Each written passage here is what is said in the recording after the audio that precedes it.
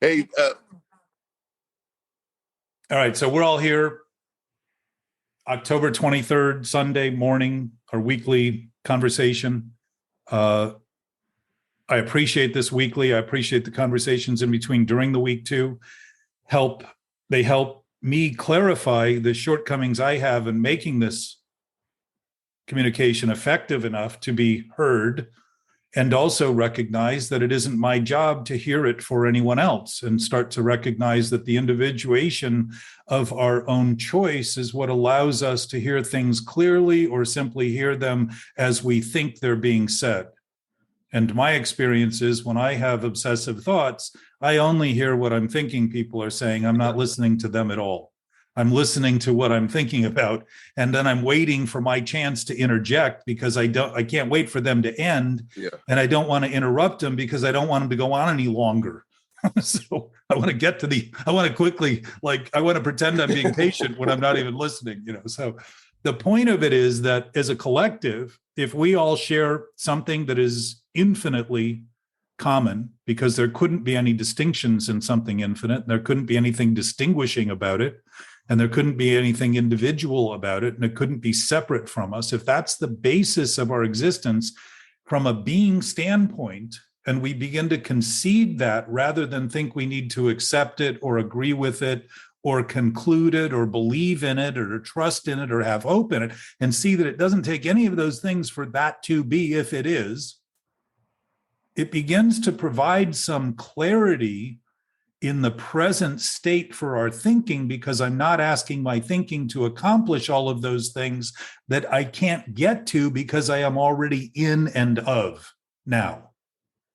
The frustration is the thinking that I have to get somewhere, when in fact, if it's infinite, it's always where I am. And to begin to concede that gives me a window of clarity to start to see how I'm capable of functioning as a human in relation to my fellows and all other fellows, whether they be men or women or animals or trees or whatever it is.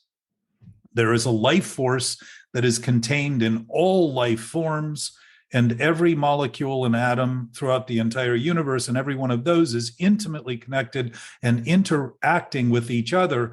And I suspect, as far as we know so far, humans are the only ones that interreact with each other out of defensive, narrow thoughts and motives. And so our discussion isn't so much contingent on my ability to convey that, though I do my best to get better at it, because in the process of being sober, I've learned to grow. And to think of the daily opportunity to grow as something that allows me to notice the limits I might think are real and true, and notice instead of noticing them as defendable, begin to notice that beyond those limits, everything else begins, and start living in relation to things more as they are, rather than as I simply think they are, or feel I need to maintain them as being to defend ideas that can't be true, because there is no defense in truth and reality. There is nothing to defend because they're not at risk. There is no self for them to feel at risk over, because knowing in an absolute sense doesn't think. It doesn't need to think of itself because it already knows everything. What would there be to think of? And if that knowing nature is the nature of our existence and all things, the bricks behind you, Douglas, the composition of those things that come together and actually obey those natural laws by saying, okay, I'll do this for now.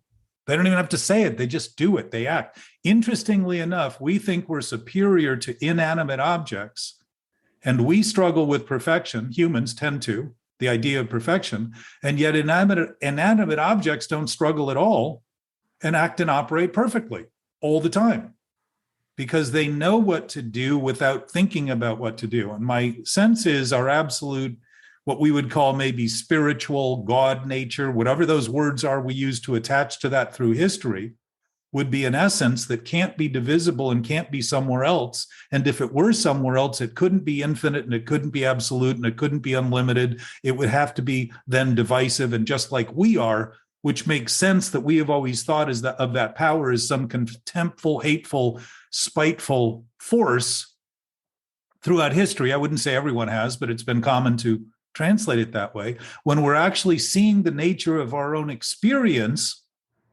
and using God to blame for the exact things we do unto each other, spiteful, hateful, contemptful actions that minimize our capacity to function because we're so busy trying to defend against this onslaught of insanity that we've developed, and call it normal and usual, when it's abnormal and unusual. It's unnatural, it's unhealthy. And the idea, I mean, one of the manifestations of that became clear to me in this last year is that we consider disease to be natural and normal while we consider healing to be a miracle, which is completely contrary to nature. Nature consistently provides natural results. Consistently. Trees die, they turn the soil into enriched soil, the next trees grow as a result. No tree and no animal takes more than they need, ever. They might for hibernation purposes, but that's what they need for that period. Trees do not gobble up water at a rate that is excessive to the neighboring trees. They don't kill off squirrels. Well, squirrels store it, but they can't store more than they eat. Ultimately, they're storing it so they can always have a little bit of backup, but it's not excessive to the point of absurdity where the squirrel population's at risk and saying, what are we going to do? But humans do that. We do that. We've had starvation on Earth with an Earth plenty capable of providing food. We've had starvation on Earth pretty much as long as humans have been existing. It's pretty interesting. Yeah, and we call ourselves advanced and modern while ignoring some of the most obvious deficiencies in that claim. And I would say honesty has been lacking. And the simplest thing in the world to be is honest, because it's actually reflecting what's happening. It takes no effort. And yet the lack of effort seems to make everything seem so easy that it reveals the insanity that's perpetuated under this surface that's been going on for so long. Bingo. That's normal. Bingo. So to your point earlier, Anthony, my suspicion is that one thing that seems obvious to me is that we all know what we know. And if there's an absolute nature, then we know that nature, period. We wouldn't exist if we didn't know it. We wouldn't have the capacity to question our own existence if we didn't have an existence to question. So the questioning of the existence is actually the confirmation of the existence. And yet the question is obviously coming from a place of doubt in my own thinking that existence actually exists. So that's a major struggle at the core of thought. If I'm thinking, my thinking is my source, I'm thinking there is no other source. And that would be self-centered thinking and self-centeredness and selfishness. And ultimately, selfishness in absolute sense is I'm doing the best I can for the self I think I am so that I can be the best I am for everyone else too. And it can be true, but just the fact that you think that's the way it has to be is the problem, right? Whether or not it's true isn't the issue. It's the fact that that's what you're relying on to be true. Well, how do you feel about that, Anthony, in your own experience? I never understood it till today. I don't know if it's when the student's ready, but finally all this stuff, it's the same thing you say every week. And you called me early this morning and said, maybe I've been missing the point. I don't think that's right. Something close to that, but not that. I would never be that honest. It isn't a coincidence that people feel so sound in their convictions and don't notice that convictions like guilt are a verdict. They are not. They are a verdict for what we're doing. They're not freedom. They're actually condemning and committing us to having done the thing we're doing. And the point is that if I'm so sure, and all I'm sure of is what I'm thinking, I'm utilizing something designed to express assurance. And I would say we're either expressing that assurance or we're depressed, because the idea that it's up to me to conclude gives thinking a job it can't do. And I'm constantly trying to struggle in a direction of getting better, but constantly finding out that I need to feel better because I'm constantly maintaining something in a way that's worse. Well, what I like also that you said too, which was profound, I thought, is that it's so much easier to start at whatever the person thinks and believes is what they believe, rather than trying to change anything of that. It's like just accepting whatever it is they believe is just Well, what they believe. start with your beliefs then. Yeah. It isn't self-centered to contemplate. We've been asked to contemplate within the sober world. We've been asked to contemplate what we're doing and look at what we're doing honestly. Look at our motives, look at the conditions and the causes, and start to actually look at that honestly. The 4-step inventory is a moral inventory because we've been immoral. It's not a moral inventory because we've all been crackpots at honesty and virtue. It's because we've lived on the basis of lies. And we're being given a window to begin to take responsibility. And I would suggest we can't even take responsibility because we're naturally responsible in an absolute sense if we exist, because if we didn't exist, nothing would be occurring to us or a problem for us at all. Okay, and I'll be honest in my life. I hate doing it on recordings, but there's somebody in my life that's a little too honest for me, and it's always I feel like I'm having to defend my view, and it's like I'm just going to cut that person out. And I realize that's my MO. Like if you're too honest with me, you're definitely not going to be hanging around with me. You can't. It's impossible to be too honest. It's impossible. Well, I don't want to hear the honest. I don't want to hear the truth all the time. Okay, so what you want is more bullshit, and I would say that's the idea that honesty is too much. What you want to hear is somebody that's patting you on the back and kissing your ass and doing all those things we do. That's called enabling. Well, I don't want to hear somebody that's always saying something that I'm doing wrong. It's just like, okay, it's like, right, but just forget, don't talk about that anymore unless I bring it up.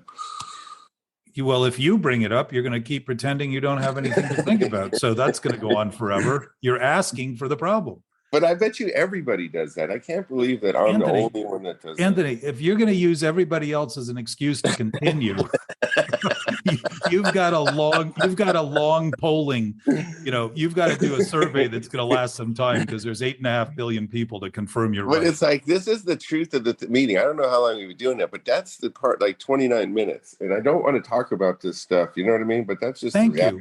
But Anthony, think about it. You've been so used to covering your ass that you wonder why you can't face things. It's your ass you've been covering, not your face. Sometimes it's not necessarily in that order.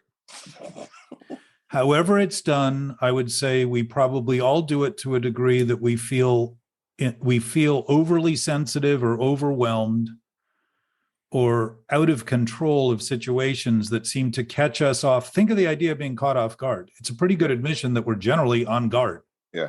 Why are we on guard if we're free and we don't have anything to defend because truth and reality is our source? What is it we're defending but thoughts? And maybe it's because I never told them that's what I'm telling you right now. Like I should just say, hey, you're sometimes cutting me so close that it's really painful and I can't be, or instead of just like not talking to them anymore or saying stuff about them or, like I should just say, if we're doing it here, Anthony, right now, the fact that you're engaging around that and considering it will give you a completely different perspective in your relationship to that person. And be that honest. honesty. Like the reason I don't like it is because it's true.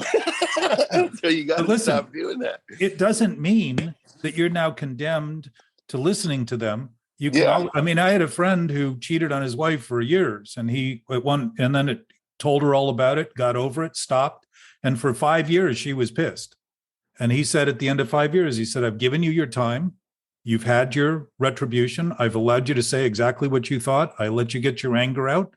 But if it continues, we're going to get a divorce. He drew a line. He was free. He didn't want to live in that. He knew it was over.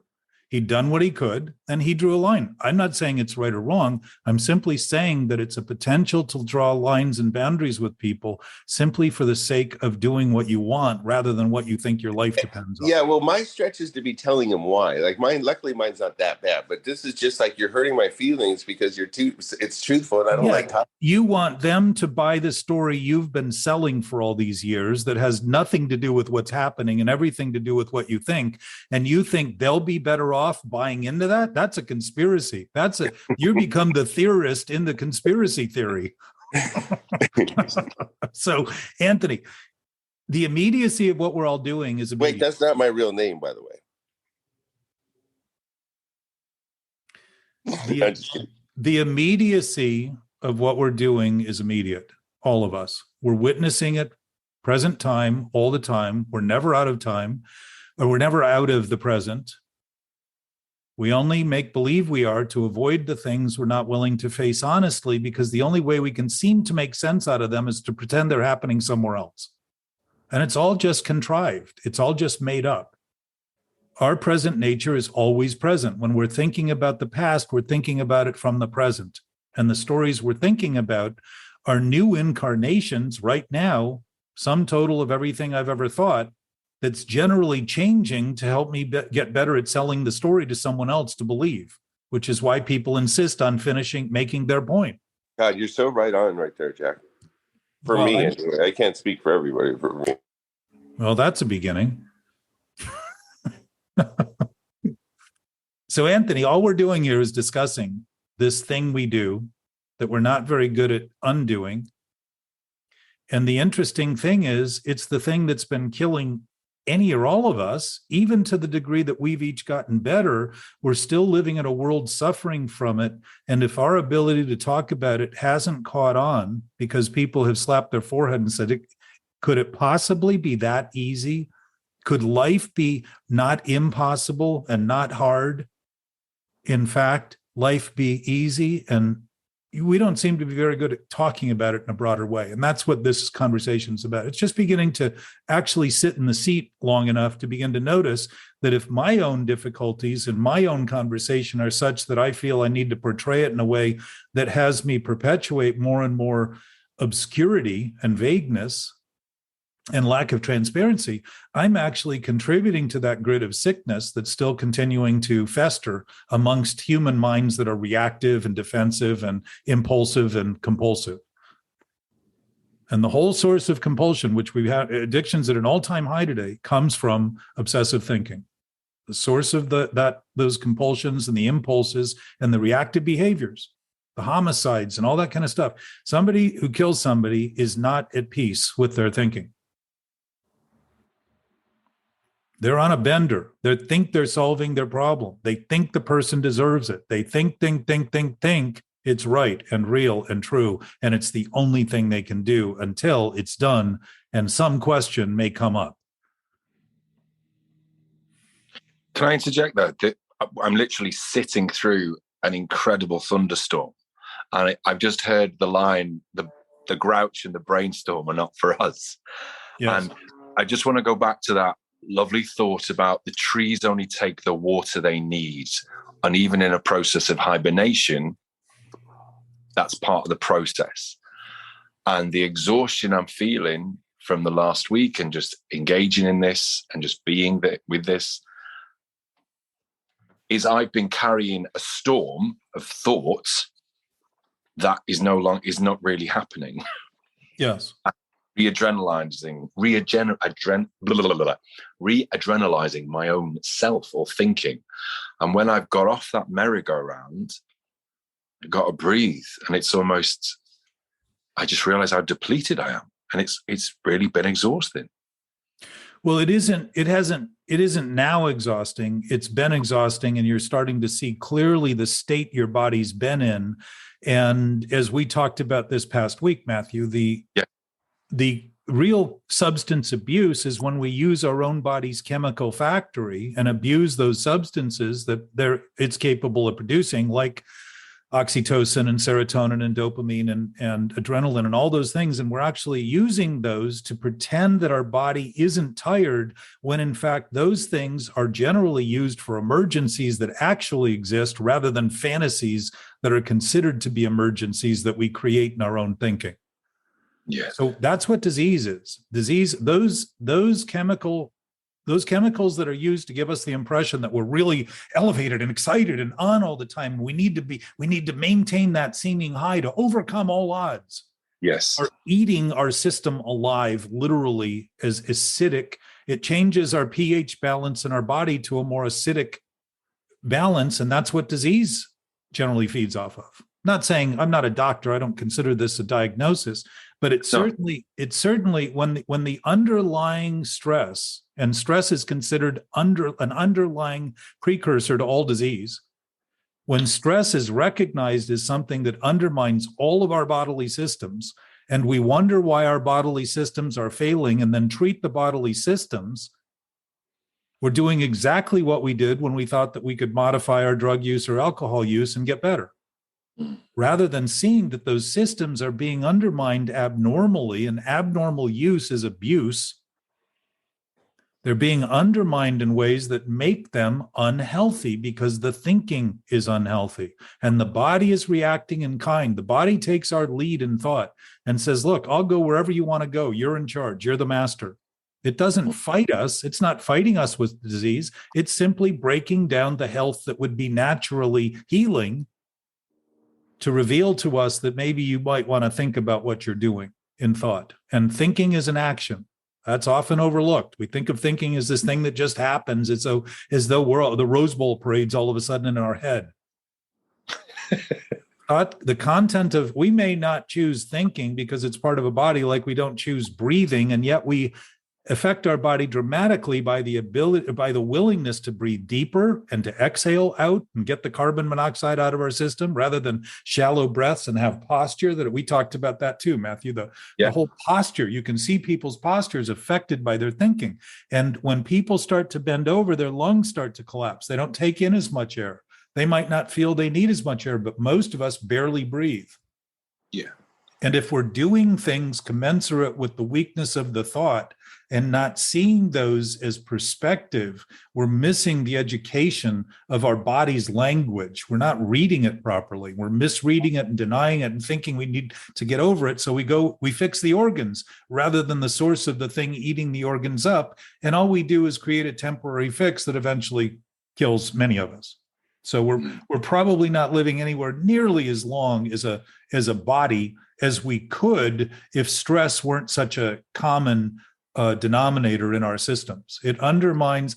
It's like flooring an engine, getting a car and just constantly flooring it. It's not designed to function that way. You can do it, but it's not going to last as long as a car that's driven moderately and for good purpose, rather than this excessive overuse all the time. Yeah. Morning, Santiago. Welcome home. Santiago, I was just thinking about you right now. I was like, where's Santiago? I bet you I'm doing something wrong and that he doesn't like me. And then all of a sudden you show up. Well, you're probably right on both those, but he still came. Good morning, everybody. Anthony, I promise you, I haven't had a thought about you in months. Well, that's more like it. It's so funny. I'm not kidding. I really was thinking about I miss Santiago. I go, because I was looking who's in the group, and I go, man, I remember when Santiago used to be here, and it's so fun. And you personalize it immediately. Must be me, because I am the center of the universe, and everything that happened to Santiago and the stars and the planets and the constellations and the little viruses and the birds and the squirrels is because me. Yeah, that's what you were thinking? Yeah, well, you've only been on the call for a minute and you already summed me up. 1 minute. Well, and the beauty of the observation is also recognizing that we do affect everything and everyone everywhere in what we do. The overall interactive interactions are inclusive of every breath we take, every move we make, just like the police said. Hey, but actually that's the core of this whole group for me, is to realize that I really don't, as funny as it sounds, there's always a little truth in all humor. I really thought that. And I'm sure I still do to some degree. Well, there's also drama in all humor because it's generally sick. It's generally relief of the sickness and tension that we're finally admitting exists. Yeah. He jokes about that, but then I joke, but that's really what if that's what the goal was and it's accomplished, that's what it was.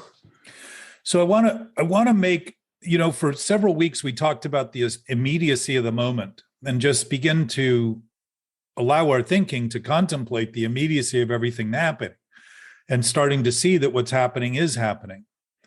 And another transition of that, or another way to look at that, is to start to see that my experience is that most of my questions come from doubt. And most of my doubt is coming from questionable answers or seeming solutions that I've been relying on that seem not to be things I'm thinking because I decided on them seemingly so long ago that they must be true because I sort of buried them in my psyche, thinking I could bury them, and aren't impacted by them. And yet they're impacting me in the present by making believe that the things I'm defensive about or could be defensive about are somehow defensible. And so if my experience is a sum total of all of the things that I'm thinking and not thinking I'm thinking, beginning to concede that in the present is beginning to notice that the feelings I get are assessments of the sum total of all those things happening, because the present is the sum total of everything that has ever been done throughout whatever the time spectrum is, from the beginning of time till present. The present is, in fact, the culmination of every interaction and everything that's ever been done. The impact of all those things, the effect of all those things is what we're facing in the present. It is now, in terms of the physical world, in terms of the world we see, the body, the world that the body translates. In terms of the being world, the present has always been present, and it hasn't been in a process because it doesn't change. It's just present. It's just always here. That would be life, love, light, things, even lights within the realm of the world. But I suspect light is also something beyond the realm of the world, because pure white light would have no shadows in it, which would mean there are no obstructions. So there would be no matter. And today physicists are beginning to realize that there's probably more matter in the space we've called space that we thought was empty than all the other matter in the universe. And that's interesting, because forever, long time, for what we've called ever, we have thought that the space had nothing in it, that it was absent of things. And if it did have things in it, it was air and different stuff. But they're starting to see that it's actually, and Einstein saw some of that when he talked about gravity being a grid that was within what we called space. So all those things are starting to actually reveal themselves as being other than they appear, but very much as they are. So the moment is as it is. And if I begin to concede that the moment and all that's happening is happening regardless of what I'm thinking about it, I begin to have clarity of the thinking I'm doing in relation to it, because I'm not stressing over all those things and thinking it's up to me to conclude them, because they being what they are right now are already concluded for me. And that's assurance rather than doubt. So if I'm willing to look at that and start to consider that, and this is all I would ask anyone to do, is consider these thoughts. You don't need to agree with them or believe in them or trust them or think I know better, because I just know what I know and speak about it as accurately as I can. And I would say it's not always accurate, and it's not always complete and whole. And there's always more within the realm of an infinite source. In a more finite experience, there's always more to learn and know and express. And I expect talking about the absolute as absolute is probably as clear as we can get within thought, because it doesn't add definitions that further complicate things and further require more words to understand them, when you simply concede that truth is true and reality is reality and things are as they are. It's pretty easy to do that. And for thought, my suspicion is it has relieved my thinking enormously, just to know that everything's happening the way it's happening, and everything has always happened the way it's ended up happening, almost never according to how I thought it should happen, would happen, might happen, hoped it would happen, wanted it to happen, believed it would happen, trusted it would happen. Faith, all that stuff had no impact on it whatsoever. What it impacted was my experience of the time in between the point I thought it should and the point it did what it did. I'm not saying I don't have any influence over that, but if my fractured state of awareness where I am is so fractured, my influence is diminished dramatically, and my capacity is diminished. And even in law, people are held unaccountable when they have diminished capacity for crimes. So I almost use this diminished capacity to claim that I'm not guilty for the things I do and make believe that somehow everyone else is to blame. That's funny. And it's a historic approach to denial and addiction, mental addiction.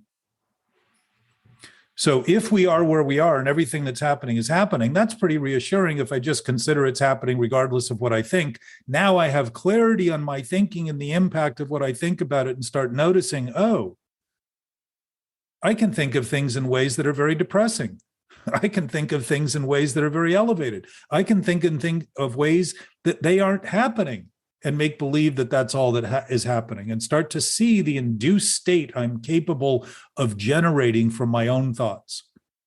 And to see that is to begin to actually play with thoughts rather than feel condemned by them and see that this is all coming from an intention, a willingness to act, a willingness to express thoughts, a willingness to try things on from a being saying, not saying anything, but saying everything's possible. Do what you want. Choose what you want. And I would say we choose what we want all the time, or we wouldn't make choices. Every choice we make, we want, because it wouldn't make sense to not want to do it and still choose it unless the thinking behind it that chose it was trying to be irresponsible about its choice because it didn't end up getting what it thought it wanted. So the insanity of it is that when I'm basing my thinking on sick thoughts, I'm thinking I'm not thinking what I'm thinking, so shouldn't get what I want, what I have, and claim I didn't want it. So there's an outward appearance that I can actually notice by the things I say about the things I have, and say, for me to say I don't want something I have is sort of a conflict, because if I have it, how could I not want it and have it at the same time? I've already got it. How would that be possible? It wasn't thrust on. If I didn't exist, it wouldn't be there. My existence means everything that's there is obviously contingent on my ability to even perceive it, which tells me I'm involved with it, period. Simple. It seems like we get, it's kind of cemented into those things. Like, take the example of like a hoarder, who just has things and keeps needing things and wanting things and keeps piling them up and thinking that, yes, knowing inside they don't need them, but they don't even need the things that they have, but still seeking to pile more things on. And the same thing with thoughts. We cement ourselves into these ideas and thoughts, and then trying to even conceive of what the willingness that is required to uncement ourselves from that thought. How do I once buried in and committed to these ideas and already had thoughts that have now are trying to defend themselves. How do I throw them all away? How do I tell them all I'm done with this? And I think that cathartic experience that a lot of alcoholics have, we come down to this end of the line thing where we go, I'll just do anything. I'm open to anything. Yes. But, and normally anything includes everything stupid we can possibly think of too. Right, exactly. Because that's why we continue to do the worst thing, thinking it's the only thing. Mm-hmm. So that was my second. You're right on my second point, Douglas, because I want to address that. Okay. And I'm going to use what you said, and you're relatively new to the conversation. And what I've told people along the line is to watch your words. Now, how that's generally, because we're so twisted in the way we think, we generally means that that's censorship. Right? But really watching your words is just observing what you say. Like, watch what you say, and you'll start to see your thoughts end up in your words. And sometimes you don't even notice what you're thinking until you say it. And if you look at your words, you'll say, oh, I'm thinking that. That's crazy. That doesn't make sense. Right? So we think that tailoring our words while the thoughts are generating those words is going to solve the problem, just like we think drinking less will solve the problem. So the first issue is that everything that's happening is happening. That's the point I wanted to make today. And I want to stay with this and hang with this and start to contemplate this and let the 160 some hours in between the discussion that we have give you a chance to begin to just sit with this and start noticing this. So one thing I learned years ago is to live with the question. Don't answer it. Because what happens every time I try to come up with an answer is it just leads to a new question, which tells me I've never answered anything other than with another question. That's an addiction. Never ends, never ends, never ends. So I was told to live with the question. Why? Because it might be worth noticing the question is coming from doubt. And if it's coming from doubt, it may be a doubt that I have somewhere in my countenance that I don't think I'm doing, because we can be so clever as to make believe that we're not even thinking what we're thinking. And we can switch sides in an argument, in a conversation, a sentence or two after we take one position, we can take the other one to pretend we never took the other position. That's how quickly we can be deceptive. And that's a pretty cunning nature when we're trying to sort things out and using deceptive we have no judge in that other than ourselves, and we're very poor judges when it comes to trying to actually oversee our own conversations, because we'll go anywhere we can to cover our ass if that's what we're trying to do. We're going to get exactly what we want no matter what it takes. We're going to use any means. So the first thing, Janet, we're listening to you. Oh, sorry. No problem. Welcome. Oh, thank you. So the first point is everything that's happening is happening. So if we can recognize that that is in fact the case, and we don't, again, have to agree with it, maybe it isn't. And one of the points I'll make is that if you try something on and it fits, you'll know it fits when you wear it. You can try it on in the store and think it fits, but when you walk a mile, you know for sure the shoes fit or don't fit. You'll know where the rub is. So if there's any lack in what I'm saying, it can all be sorted out simply as to whether or not it applies and works. What's the result? Am I more disturbed, or do I feel a little better off? Do I feel assurance as a result? Do I feel a gap like Matthew's talking about? In the clarity he's having, he's starting to see that he's been exhausted. It's not new. He's just noticing it. So that's number 1 and 2, is seeing everything is as it is. And if it is, and we live with it, living with the question, and apply that, you'll see how it fits and how it doesn't fit and all that. Because ultimately, if this is something we're doing collectively as a species, it's something we're each doing collectively in this conversation, to whatever degree we're doing it, in whatever way we're doing it, however we pose it, present it, is what we're doing. So the ultimate goal here is to say, if everything that can be known is known, and an infinite source is absolute knowledge, it can't be missing from our experience if it's absolute, or it wouldn't be absolute. So that's another presumption. But the question is, if I apply that presumption and it works and gives me a sense of ease and assurance and starts to actually change the fundamental basis of my thinking, maybe it's accurate, right? So that's number 1 and 2.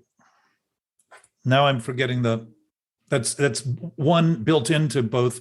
Everything is happening as it's happening. So I was saying, watch your words. So 2 things you said.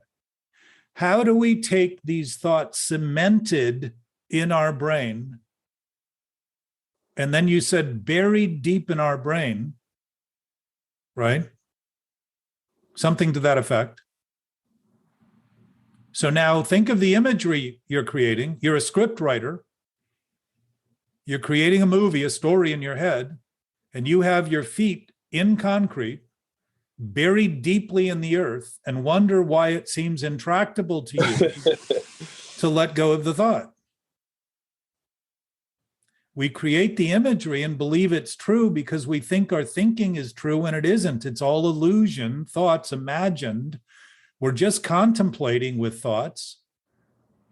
And if they were true, they wouldn't condemn us, they would free us, because truth doesn't need thinking. And when we express it, all we get are benefits and results that are useful.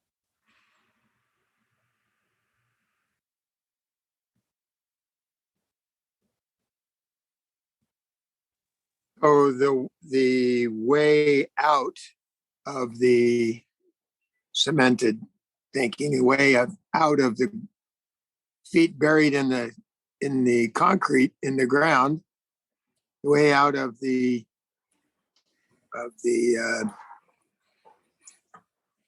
thought that that's how things are,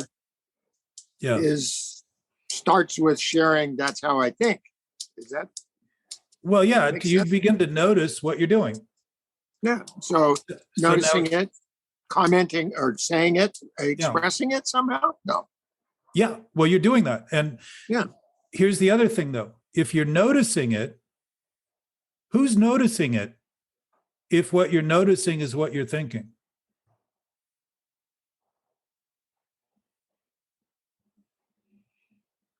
If your thinking's already thinking that it's in concrete and it's buried, that's what your thinking's doing. That's what you have your thinking doing.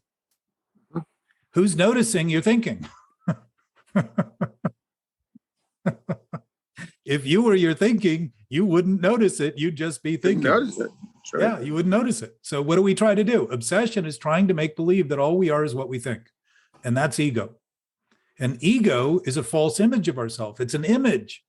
If you stood in front of a mirror and told the mirror to take off the clothes you didn't want to wear to the event and argued with it, that would seem crazy. But it's exactly what we do in our thinking because we think our thinking is true. So in your case, Douglas, let's just use your case as though it's unique and it isn't. So I'll relieve you that we're all doing this to any degree we do it. So if in your case, all we're doing is trying to take the story about feet buried in concrete and then buried deep in earth apart, we're dealing with the one story. But if the principle under that story is that we think those thoughts are true and real, now we've dealt with thinking entirely in every story you've ever told and start to notice that thoughts are just imagined. There's something we do. You can't be what you do. I can't be a bird because I do this.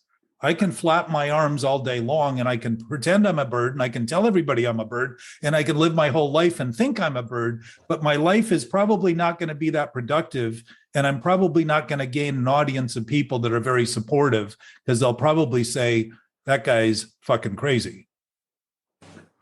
And yet we do these things and pose those same kind of things to other people that we call friends because they don't challenge us. And Anthony, back to your point earlier, the people that actually point these things out are giving us perspective. Doesn't say they're not doing it. It doesn't say they don't have any wrong. They're giving us a chance to notice. They're loving us enough to give us perspective on what we're doing. And what do? Tell them to stop. I can't take you anymore. You're toxic. I can't be near you. Because we're denying our own explosive nature that we have been burying for so long, we think someday it'll get better, and all it's doing is getting worse the whole time. Can we substitute a spiritual solution in this case to be aware? The spiritual solution is the awareness. The fact that we have the observatory capacity is our knowing nature.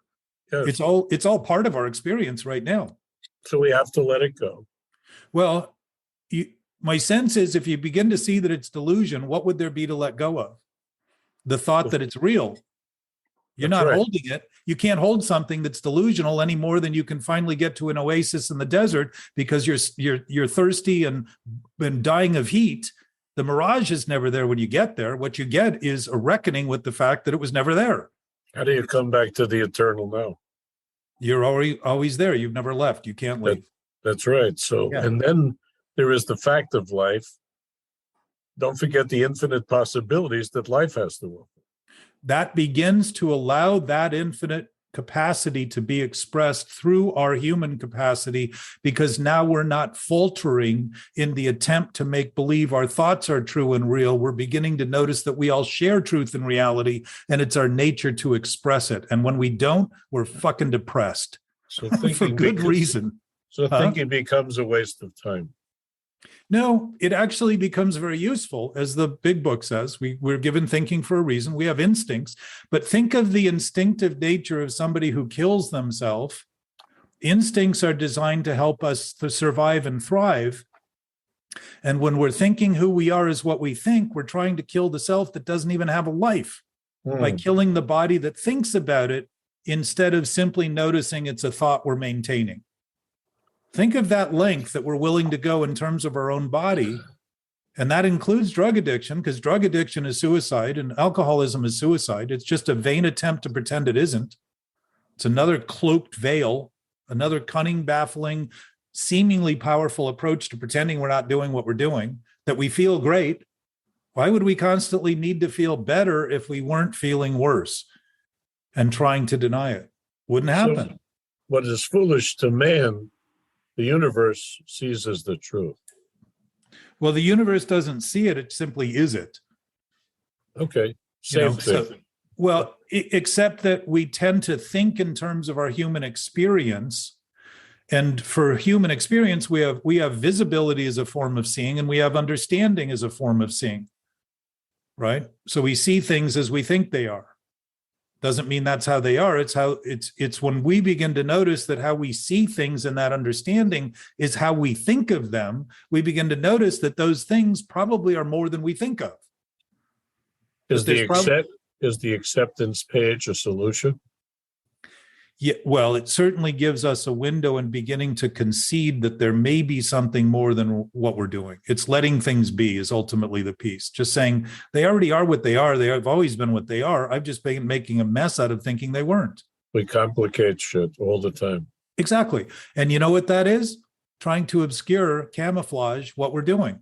We try to make the mess the problem so we can say, well, look at me. You clearly know I have this problem and I should be forgiven for all of the other things that I would normally have pointed out for me because I'm sick. But Not I don't if you're say I'm honest. sick. Not if you're honest with yourself and you admit your own truth to yourself. Well, I don't think our truth is our own. I think it's the one we share. And the ideas that we have about that are exactly what we struggle with. How do you get rid of the struggle? Work the steps? That was the next point. Yes. I mean, that certainly helps, but the steps are based on principles. And if the ultimate problem isn't alcohol and it isn't drugs and it isn't all the symptoms, but it's an underlying disease of mental thought, which Bill says disease centers in the mind, then the ultimate struggle is making believe that the absolute nature, that who God is what I've made God up to believe, rather than start to see that an absolute source has always been absolute, regardless of what I thought.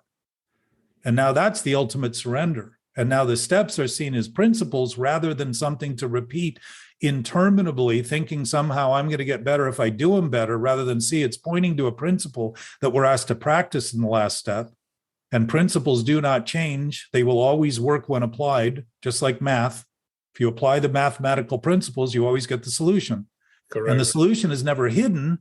It's only complicated by the misapplication of the seeming application that we don't understand properly enough to apply. That's it. So the other point, though, getting back to Doug, that I just came back to, is that we're generally looking and asking how to stop something, and we seldom say, what is it that's starting the thing we're trying to stop? So the problem isn't solved by looking to stop it because it maintains the problem rather than seeing the cause effect. The cause and effect is immediate, but if I don't cause it, I don't create the effect. And when I start seeing that all of my struggles are delusions, I start seeing that the only struggle I have is making believe that they're true and they're real because I'm having them my way with my thinking and they're my truth and my reality. And that can't be true if we all share truth and reality equally, ably, indivisibly, immutably, etc. Are they all common in untreated alcoholism only? What's that? Does the universe share this with just untreated alcoholics? Oh, I would say everything and everyone. All things that are and all that are and all that is. So we're not alone anytime. Never. Never. Loneliness is actually just an excuse to be pitiful. Correct. And depressed. Incomprehensible demoralization. It doesn't mean we can't feel alone, and it doesn't mean we can't think we're alone. It allows us to begin to notice that the experience we're having is largely impacted by what we think. It isn't what's happening, it's what we think about what's happening. And when we begin to act that way, we begin acting responsibly in relation to it, rather than acting as though that we can be irresponsible for it, because irresponsibility would be impossible if we weren't responsible. So that's why our disease centers in the mind. Yes, sir. Got it. And so Al-Anon is basically built on relationships, right? Well, it's the only goal I have to have a sane life. Yes. Is to improve my relationships with others. Yes. Why would that be if we were not disapproving of it to begin with? Well, I'm looking for connection. I understand. But if you're looking for it, you're claiming you're not connected, and that would be a faulty premise to go to. And I suspect, Roy, and I'm challenging this because my suspicion is that when we begin seeing this, the conversation changes in relation to the thoughts. If the 11th step says, sought through prayer and meditation to improve our conscious contact, it's really saying what we think about a contact that we've never been apart from. Because it doesn't say improve our contact, it says improve our conscious contact. Most of the book is directed at how we're thinking about things. It's helping us think better. It's helping us adjust to things as they are rather than as we only think they are. What do you do with the triggers that come up all the time? Notice that motives that Bill pointed out are these things we think are buried that we're not doing. And that when I can think I'm not thinking what I'm thinking, I'm bound to be feeling off guard and triggered by other people when they're actually giving me an opportunity to see the bombs I've buried and the landmines I've planted, and think somehow walking carefully all the time and being on edge isn't an indication of something. It's just my nature. It's only my nature when I buried a bunch of shit I want to pretend I forgot and then wonder if I'm going to step on it or anybody else does. So it's really beginning to see that the motives are expressed in our relationships because people offer us perspective that a single dimensional thought, self-centered thoughts, I would say, are single dimensional. They don't have perspective. So we don't think anyone's there because all we're thinking about is what we're thinking, and thinking everything in the world is based on what we think rather than the world is based on whatever the world's based on. And my thought can give me that impression and then give me the impression that it's so right I can bury it and think somehow it's not going to someday pop up and be revealed explosively.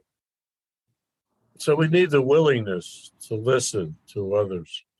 My sense is we already know, we just don't. What we're doing is using, if I have to do anything to get there, I'm denying I'm there. And I start to see that the only thing I'm doing is starting to introduce to thinking something natural that I will intuitively know how to handle situations that used to baffle me because I continue to apply the same old thinking that's baffling to begin with, that complicates the shit out of things. And I want to think someday it'll work. If people or I just isolate myself amongst a bunch of other people whose story I protect and they protect mine, and I call them friends when in fact they're killing me. And I'm killing them. Wow. And we know it. And when it explodes, think of the relationships that are so close and you can't believe they did this to me. And generally what people do is simply violate the terms of the arrangement that they do not get close to what I'm telling them not to. When I tell somebody what my boundaries are, I'm telling them what the limits of my thinking are rather than say, that's just an imposed limit. It's not reality. That's just the thought I have that I'm so married to that I think if they fuck with it, I'm the one fucking with me. Nope, not them. That's me doing that. Well, we like to challenge the water. I would like to share with you guys. So the start is the thing. That was the last point I wanted to make with Douglas. If we're looking to stop it, just begin to notice that if we're living in the question, you'll notice the impulse. You'll notice where it's starting. And in the freedom of the absolute present nature, we always have the right to choose or not choose. Not choosing is a fundamental principle of choice. So if we engage in the thought, we're going to get the same consequence that we think our feet are buried in and we're buried in and they're in concrete and cemented and all that, because we keep cementing our commitment to it. And all of a sudden it will make less sense to do it because you'll see it with perspective and say, how ridiculous to think that's the only thing I can do. Of course I can do that and create another fight. Of course I can make a bigger mess. Yes, I can do that. I'm very good at it. Am I compelled or obligated, or do I need to? It's only a choice, period. What happens if we're attached to them? That's the whole part of addiction. I would say attachment is addiction. So that's what Buddha talked about, Roy. I would like to share. Yeah, I would like to share something about the choosing. Last week, about what you're just saying about choosing. To choose, I need to be, to choose, I need to be aware, right? And last week, a week ago or so, having dinner with friends, and this waiter, probably he was high or I don't know. The guy was very weird. He was not really present there. And when we ordered the food, he made a mistake. My normal reaction will be, because I have this very big sense of importance, that is really weakness, and is if things are not according me, that is indicating that I am not good enough or weak or lost. So this sense of self-importance normally will trigger in me to tell the waiter how bad he is doing his job. But I didn't. And it turns out that they changed the order, and I got 2 extra meatballs. So I am saying, oh my God, I was aware of what was going on in my head, and instead of following my natural tendency, that is tell the waiter how bad he's doing his job, I just accept what was going on as it was, accepting reality and not fighting it. And as a reward, I got 2 extra meatballs. Half an hour later, we ordered the dessert, and the waiter makes a mistake again. And this time was automatic, that I went off and I told the guy how terrible he was doing his job, and that I was not going to leave any tip. Part of me was feeling omnipotent, that, oh, I have to give this guy a lesson so he understands that he cannot be high when doing his job or whatever. I don't know what it was. But to choose or not to choose, Jack, depends on the level of awareness. And my level of awareness? Well, it depends what you're aware of. If all you're aware of is what you're thinking, then that would be your choice based on your limited awareness of what you think, rather than anything beyond that.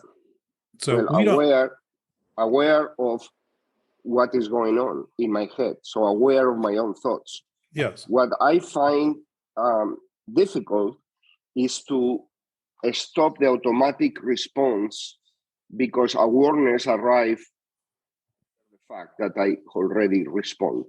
I don't know if my story illustrates what I am trying to say, but that's what I want to share with the group. My sense is, Santiago, that we have developed reactive skills that we think are natural and normal because we believe what we think is true. We really believe it's truth in reality. Now, that's a big leap to simply have a thought that we rely on, and then imagine that in all of the universe, we've just created truth. And the indignation and my experience is righteousness is never right. It's always defending something wrong, always. Doesn't mean other people aren't wrong. It doesn't mean there aren't other ways to minimize it and pretend that it isn't wrong. It simply means that what I'm doing is wrong when I'm feeling that. If I am compelled to that point, anger is employed, fear is employed, and you fairly admitted it, that these big ideas you have obviously come from weakness and vulnerability. And it's not weak or vulnerable to admit that. It's actually honest. And it's aligned with how all of that thinking operates, not just yours, all of ours. It's like the mechanics of a machine. It doesn't, machine to machine to machine, basically they're going to operate in the same way. So I think the explosion, Santiago, in my experiences, are the things that we've been maintaining that are wrong for a long time. And the impact in our body is the tension has built up and we're trying to release it. And we use other people to excuse it. I don't know if that guy was high or not. I don't know what happened in the kitchen. He obviously was, I mean, I was there. So for everybody's, he was obviously disconnected in some way or paying attention to things that didn't seem to be happening. But I don't know. I really don't know. What? My question, Jack, is the moment of clarity where I can choose between telling the waiter, okay, no problem, let's move on, or automatic response of saying, who do you think you are? That really is subtext of that is, who do you think I am? How can you make a mistake serving me? You don't know how important I am, and etc. etc. Or when you were drinking, Santiago, did that remind you of yourself a little bit? Is that what you're scared of? Because I'm sensing fear. Like you don't want to be like that again. You did a lot of work, and it was scary to see somebody else not in recovery. Maybe, but who am I to try? I am not even aware that I am playing God and trying to fix this guy by giving him the hard treatment. Regardless, the question, Jack, is yes, sir. How I'm going to choose if my window of awareness doesn't exist in that moment, even though that 5 minutes or half an hour before I was there. Well, and I got a reward, by the way, by being there, by getting 2 extra meatballs. And I could consider when the dessert didn't arrive, you know what? I don't need more sugar in my body. And this guy really is doing me a favor. But instead of that, my response was automatic. So where is the moment where I can choose? How can I open that space? Just concede that was your choice. That's all. And if you're caught off guard, notice that it's an on-guard position. You're always ready with the saber for anything that conflicts with your thoughts. So the awareness, just like we just talked with Douglas, if you look at what's happening, my sense is when I started getting greater freedom was when I started admitting that whatever was happening is what I wanted, period. I was responsible for it. I wanted it. And now the question was, what's the value in it in relation to the ideas I have that are doubtful as to whether I should have wanted it? Because it doesn't mean that backdrop of thoughts isn't still there saying, how could I possibly want this? But when I simply begin to concede it as a responsible fourth column saying, if it's happening, I'm involved in it, period. Anywhere, anything, anytime, anyone, any is me. I wouldn't be reacting. I wouldn't be responding. Nothing. Think of the difference between reaction as an automatic knee-jerk action, which is why people, I think, get called jerks, because they're not thinking, they're just reacting. It's almost the sick part of us. It's almost the intuition of the sickness reacting. Follow me? And then responsibility is response. The ability to respond includes consideration. It includes looking a little beyond what we might think and starting to notice maybe there's more. And I would say when I got freer, I started noticing there's always more than what I'm thinking, always. That the ends of my thoughts aren't the end of anything, they're the beginning of everything. And in an absolute sense, my thoughts don't limit the absolute, they include the absolute. I'm just ignoring the absolute. I'm denying the absolute. Trying to get in. Sorry, no, Jack. I'm already here. Oh, I'm okay. here. I didn't. Sorry. I think that was an old one. Thanks. I think she got bumped and came back. Sorry, you're making a great point. Sorry. So if I begin to just simply concede things in absolute terms, interestingly, I want what is happening. I want it. I begin looking at society as a much different thing than something that's fucking with me. And I'm just saying, I don't have much influence for these things to be happening. I haven't made a very big impact. I haven't developed my capacity as a human to communicate very well. If these things are happening and I can even act that I have nothing to do with them, act like I had nothing to do with them, and start seeing them in a different way. And then the question is, what am I doing that could be improved? And then I start seeing what I do that is disapproving and proving the sickness of my own thinking, the weakness of my own premise, the weakness of the vulnerability.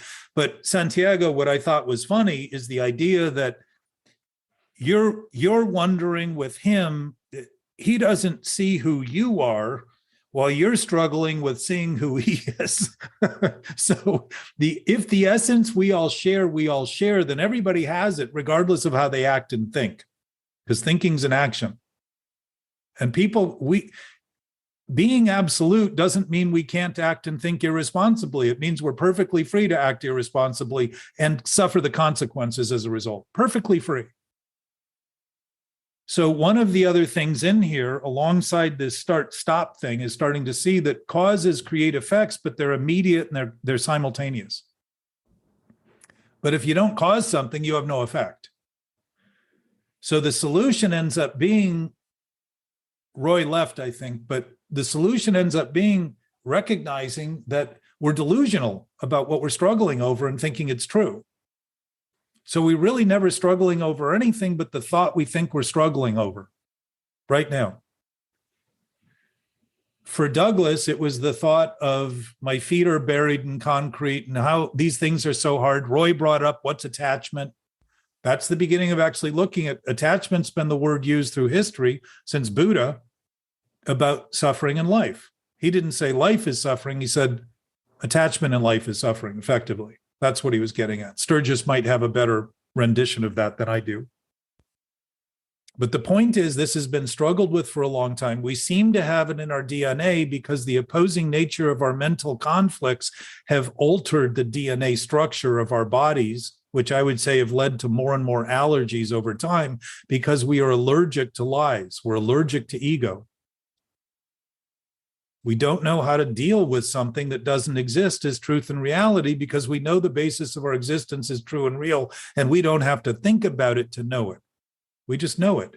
That's why we break down. That's why we have nervous breakdowns, because we're worried over it. We're anxious over it. Those things happen naturally as a consequence of thinking things that aren't true are true. What's the difference between truth and reality? Nothing. Just like the principles of the steps. They're honesty, hope, faith, courage, integrity, willingness, humility, brotherly love, justice, perseverance, spiritual awareness, and service. What did Dr. Bob say? Love and service, period. And you know what? There's no greater service than love. So you can knock off the service and you boil it down to love. And what is love? Ever present, always available. Think of this ever present moment we talk about. It's always available. It's always in reach. It's always accessible. It's always ours to whatever degree we concede or admit it, and to whatever degree we refuse it and deny it, it's still ours. It's our nature, period. There isn't a period after that sentence, even though I said that, because there is no end to that sentence. A life sentence doesn't end. To be sentenced to life ultimately is to have a life that never began, never ends, because it's not something within the confines of time. It's not bound by anything. There's no contempt in it, no condemnation.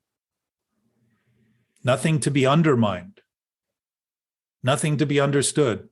Nothing to be thought of.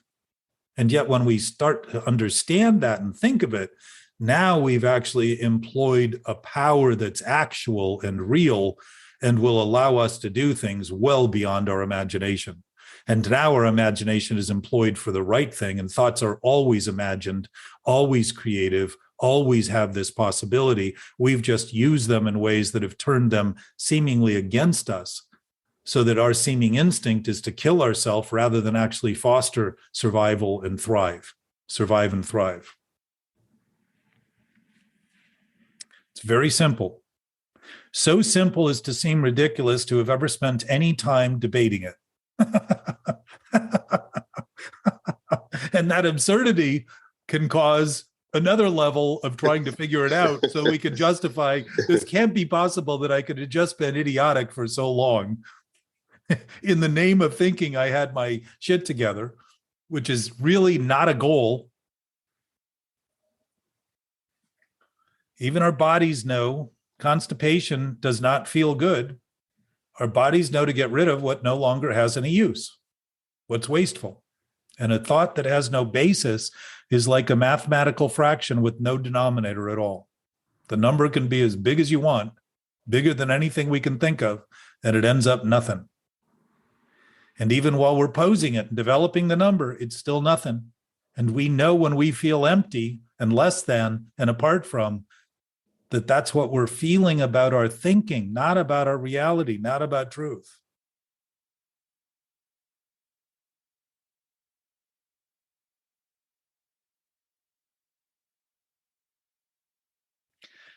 So mental health is acting on principled values, love, recognizing that there is no division between us, none, ever. It never has been. We can think all we want, but that would amount to obsessive thinking, I would suggest. Jack, can we talk a little bit about love? Because what I was told about what love is, like sacrifice and putting somebody before you, and even if you have to suffer. No. Well, but I would like to talk about your concept, your take on love, if it's possible, please. Well, I mean, I think Shakespeare was pretty good at describing things, so much so that we still read them 500 years later, 400 and some years later. But he said, love is an ever fixed mark. When change it finds, it does not change. And he's defining the absolute there. He's saying it's an ever fixed mark. What is that in nautical terms? The North Star, used by mariners everywhere for guidance and direction, always stays in the same place.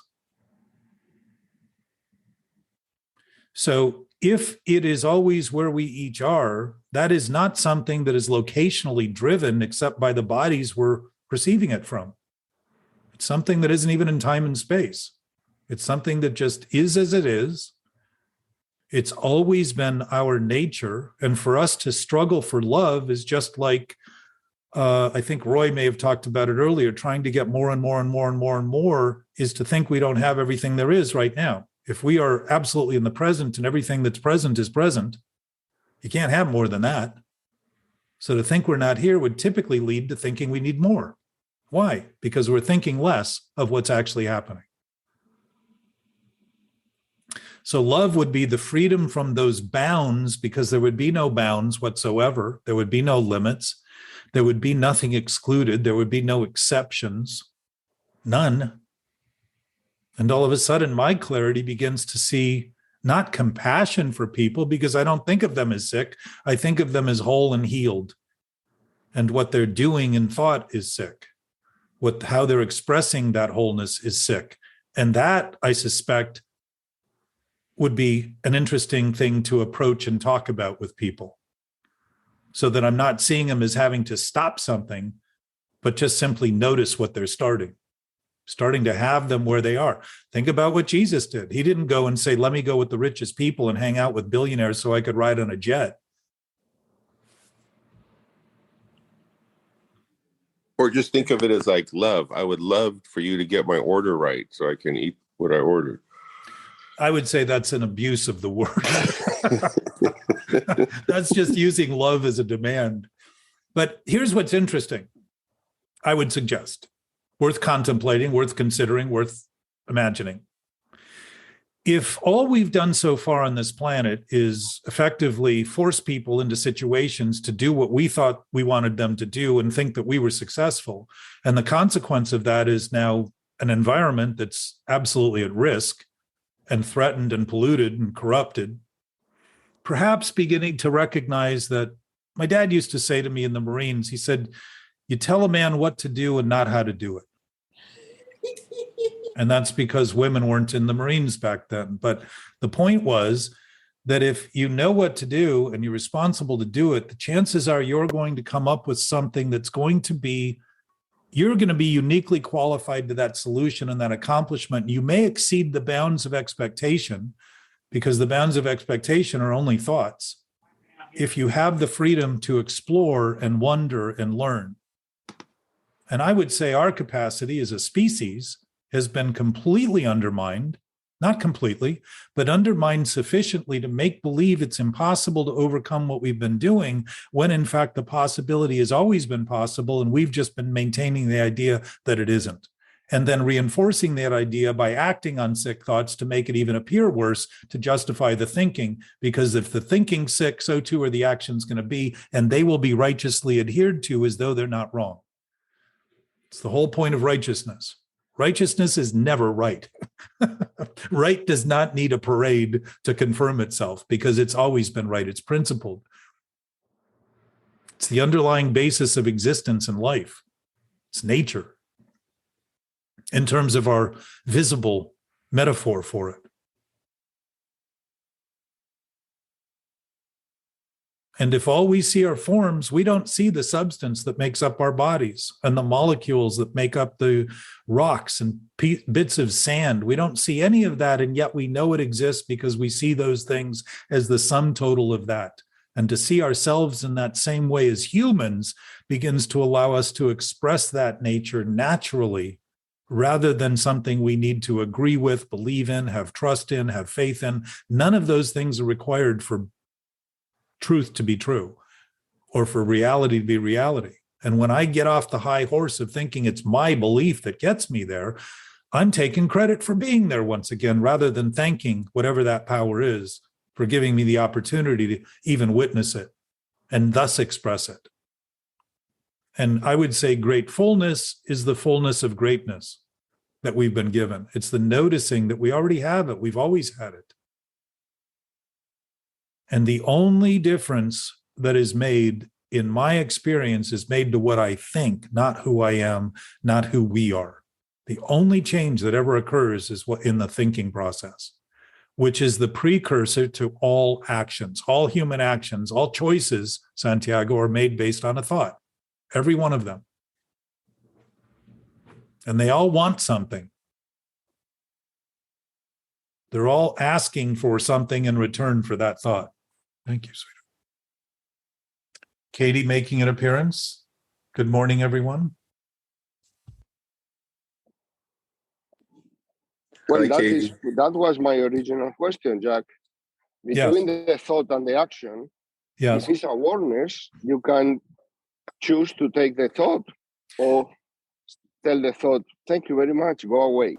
Yes, well. And when that window of awareness is so small that the thought impose itself is what I was asking you. I know that. So you're hitting the point of addiction, Santiago. When we're thinking addictively, we think the only choice we have, think of this, we say it's the only choice I had. If choice were limited, it wouldn't be a choice, but we blame choice for being the only one we have in the same sentence. It's impossible. If choice always includes not choosing, and we say it's the only one, it's the sickness in our thinking. It's the immediacy of our demand that we perfect that thought because we think it's the only thing we can do. Drinking is the same thing. Heroin is the same thing. Pot smoking is the same thing. Gambling is the same thing. Sex is the same thing.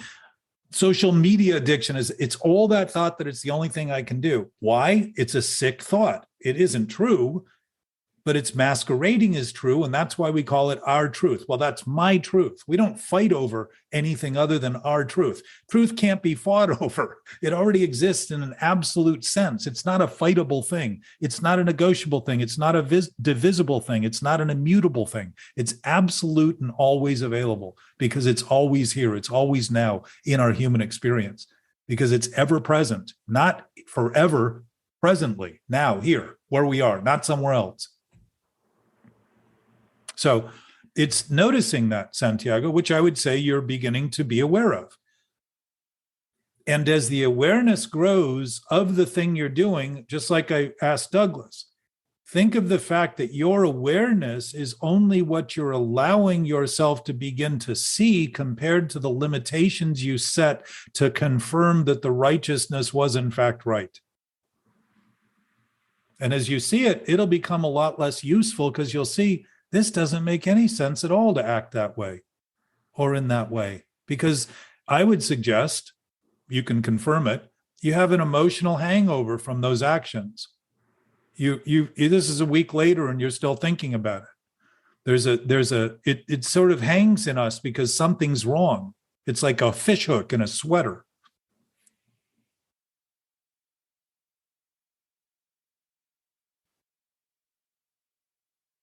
So our ability to notice those things is a confirmation of our awareness of those things being accurate. There's nothing, people say, well, I don't like thinking negative thoughts. And I say, well, good luck. If I'm negating reality, negative thoughts are natural. I'm going to negate other things too to pretend they're not true and real so I can limit my whole world and experience to my thoughts, my thinking, my reality, my truth, my this, my that. And think other people are attacking me when they're actually giving me good information, giving me perspective about my own shortcomings.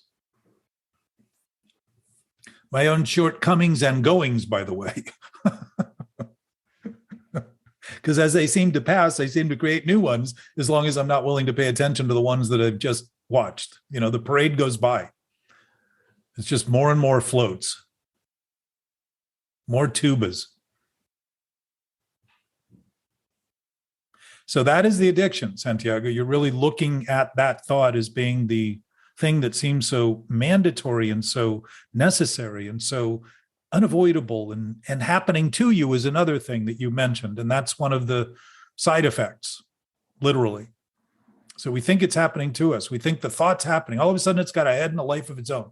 It's got arms and legs, and it's driving around and, you know, causing an impact on us.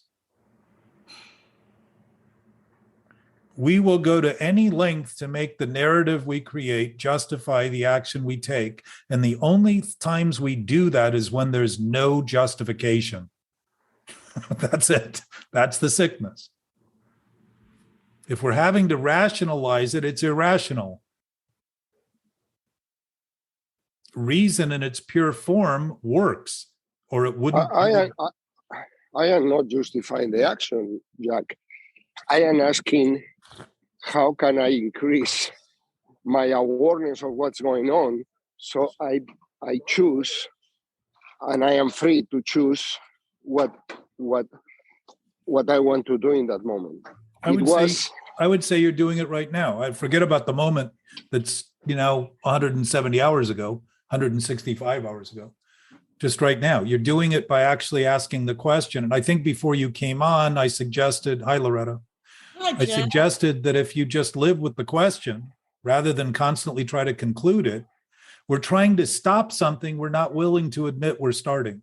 And as you gain perspective includes seeing that things are all in balance. Opposites aren't opposite except to the opposition we pose and the positions we take. That's it. Opposites are the same thing. It's on the same spectrum. We're all on the spectrum in that regard.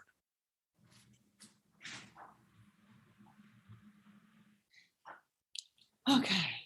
So the experience of the conversation, my suspicion, Santiago, because you and I have been talking about this for a while, your question indicates a growing awareness that something's going on that you maybe haven't questioned before, or you've thought was something other than what it is. And that alone is an opening. That's a beginning. That's a noticing and saying, oh, wow. This thing seems intractable. It seems difficult. It seems like it's in concrete, but things aren't how they seem. Things are how they are. And if I concede that in my thinking, all of a sudden my thinking stops thinking so much about what might be and starts thinking about what is. And that was part of the earlier point before you came in today, Santiago, was starting to look, I believe we covered this, but I in the vastness of space, I get lost at times. Of my headspace. If we're constantly, this was another point I wanted to make, and maybe I did or didn't, so let's go over it again. If I'm letting what is happening be what's happening, and just concede that what's happening is happening, regardless of what I think of it, I'm beginning to create assurance in my thinking. Compared to thinking that what I need to do is reassure the doubt, which leads to the questions that I'm always asking and trying to answer. And every time I answer them, it just leads to new questions, rather than say, well, of course they're leading to new questions. I'm asking from doubt. The question's coming from doubt. What am I going to do? I'm going to ask a question that's doubtful. and I'm going to create more doubt. I'm not going to create an answer that answers the question. I'm going to create one that creates more questions so I can stay on this path of doubt, because I'm not conceding I'm where I am, as I am, how I am, when I am now.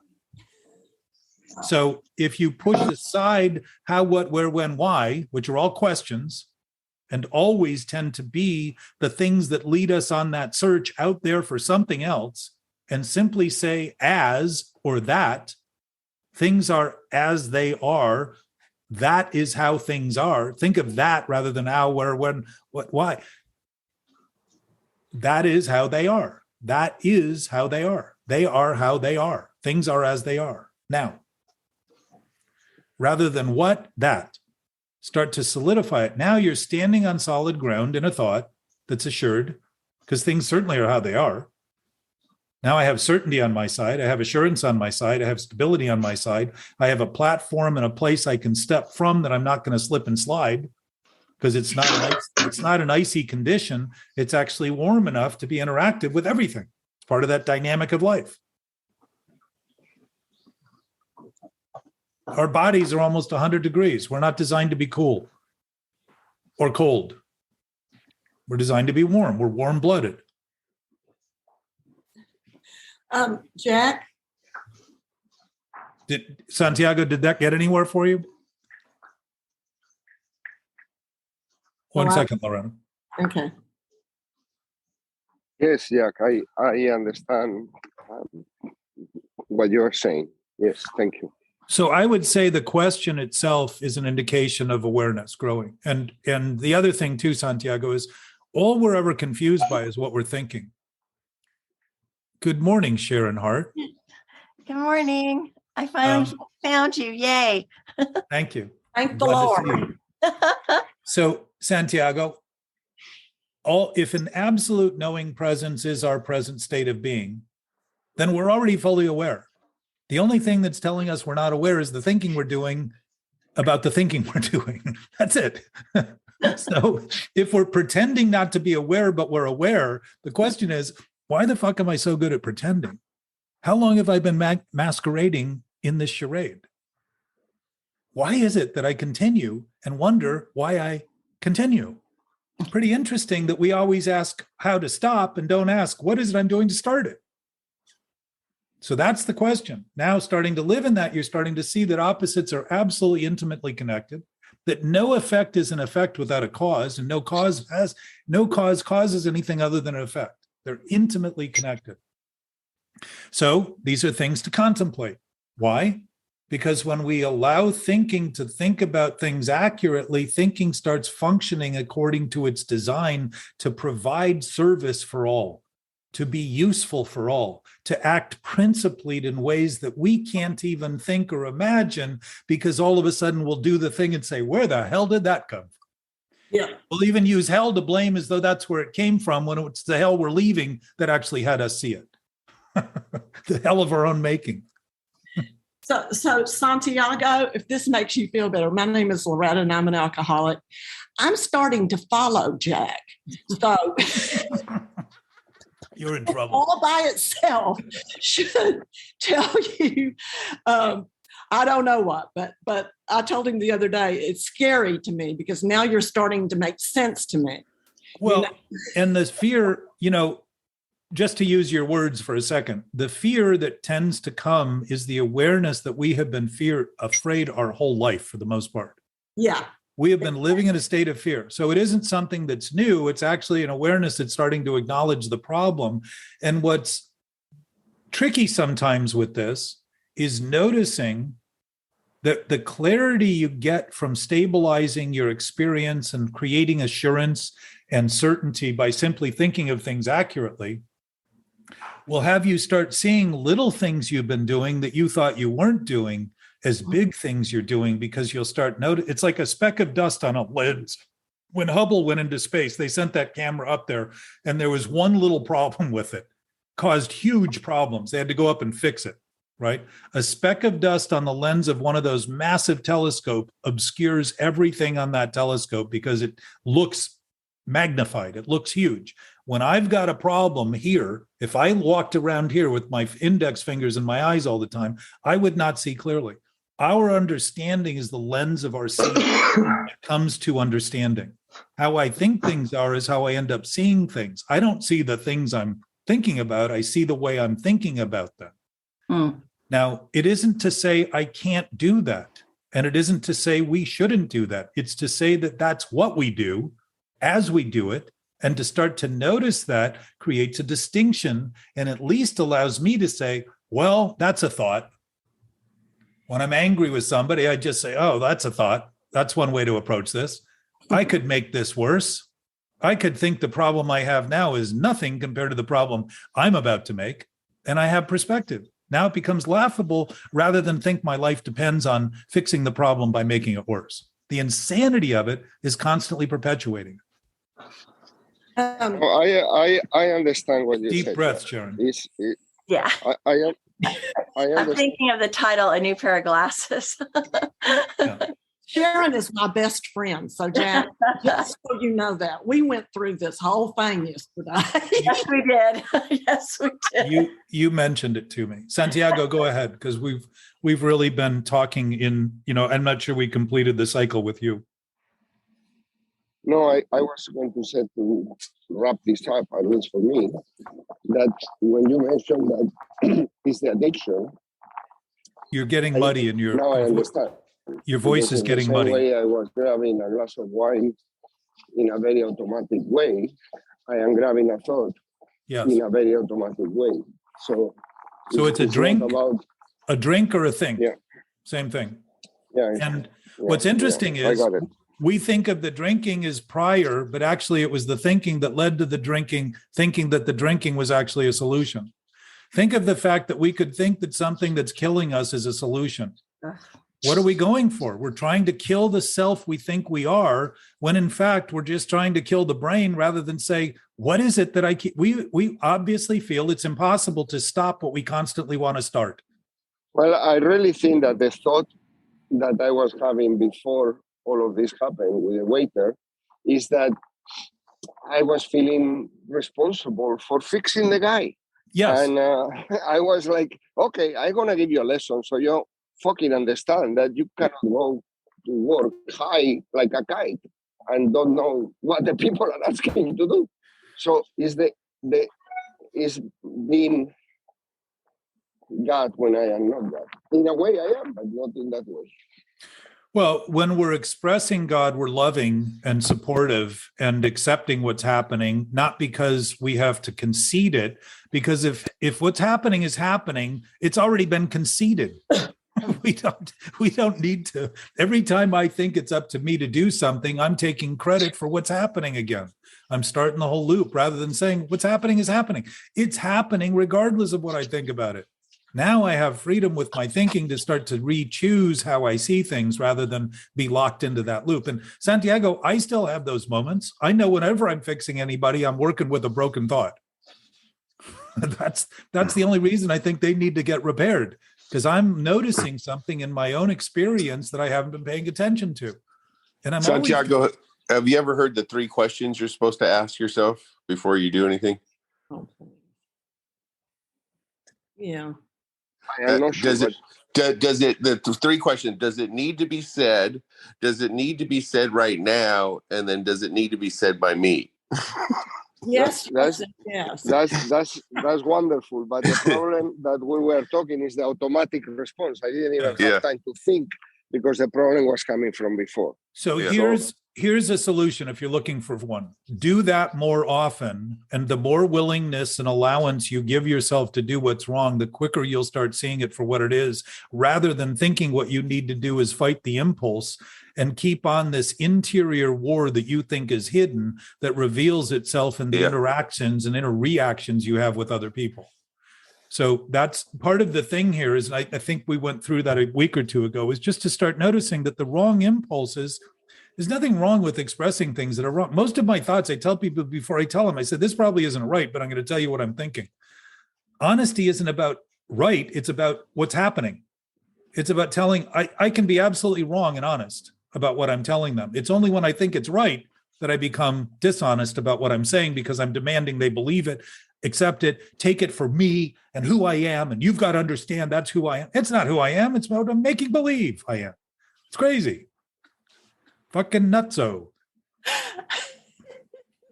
So the laughter is typically, I see the ladies laughing, which I appreciate. It's much better than serious women because I know I'm generally in trouble. I've done something really wrong. No, we just went through this yesterday, Loretta and I. Yeah. I tell her about you, Jack. Thank you. Lots of wisdom. I love being told on now. So the conversation, the chance to do this collectively is to see that the perspective we offer each other is of the same thing we're doing individually. We think it's individual, but it's not. Even the wrong is in common. Even what's unusual is in common. Even what's unnatural is in common. We share it equally, just like we share this absolute source that's indivisible equally. It's equitable. It's always available. There is no quantity into it, so we can express it as much as we want and just keep getting more, which in AA, the paradoxes reveal that. The AA paradoxes. We give it away to keep it. Right. We die to live. We surrender to win. All those things are indications that going the other direction to what we've been doing to maintain the problem actually has us begin to get laughable about the problem and see that the absolute infinite, you couldn't give something away and keep it if it weren't infinite because it would be limited. So it's giving us this direction. And these things were created, I don't know, 80 years ago, 75 years ago now. This isn't new information. And history has shown in different cultures that it's been talked about. And my sense is the one thing that hasn't been talked about, that's been considered a default mechanism for humans that's made us sinful and all those other things we've held ourselves in contempt over, is the fact that this capacity to think what we're thinking is truth and reality and maintain those thoughts to the point of righteous indignation to kill other people who don't think like us isn't an addiction. It's just seen as something that humans do. That it's natural. It is not natural when our instincts are completely voided by something that has us kill rather than promote and rather than serve and rather than develop. If we're intelligent enough to come up with the concept that we can't do any better, we're certainly intelligent enough to do better. To think we're not is just silly. It's just saying, you know, I love the role I played in the play, but I don't want to get off the stage, so don't anybody leave. I just want to continue being King Lear. It's just stupid. I mean, it's just literal inanity is insanity.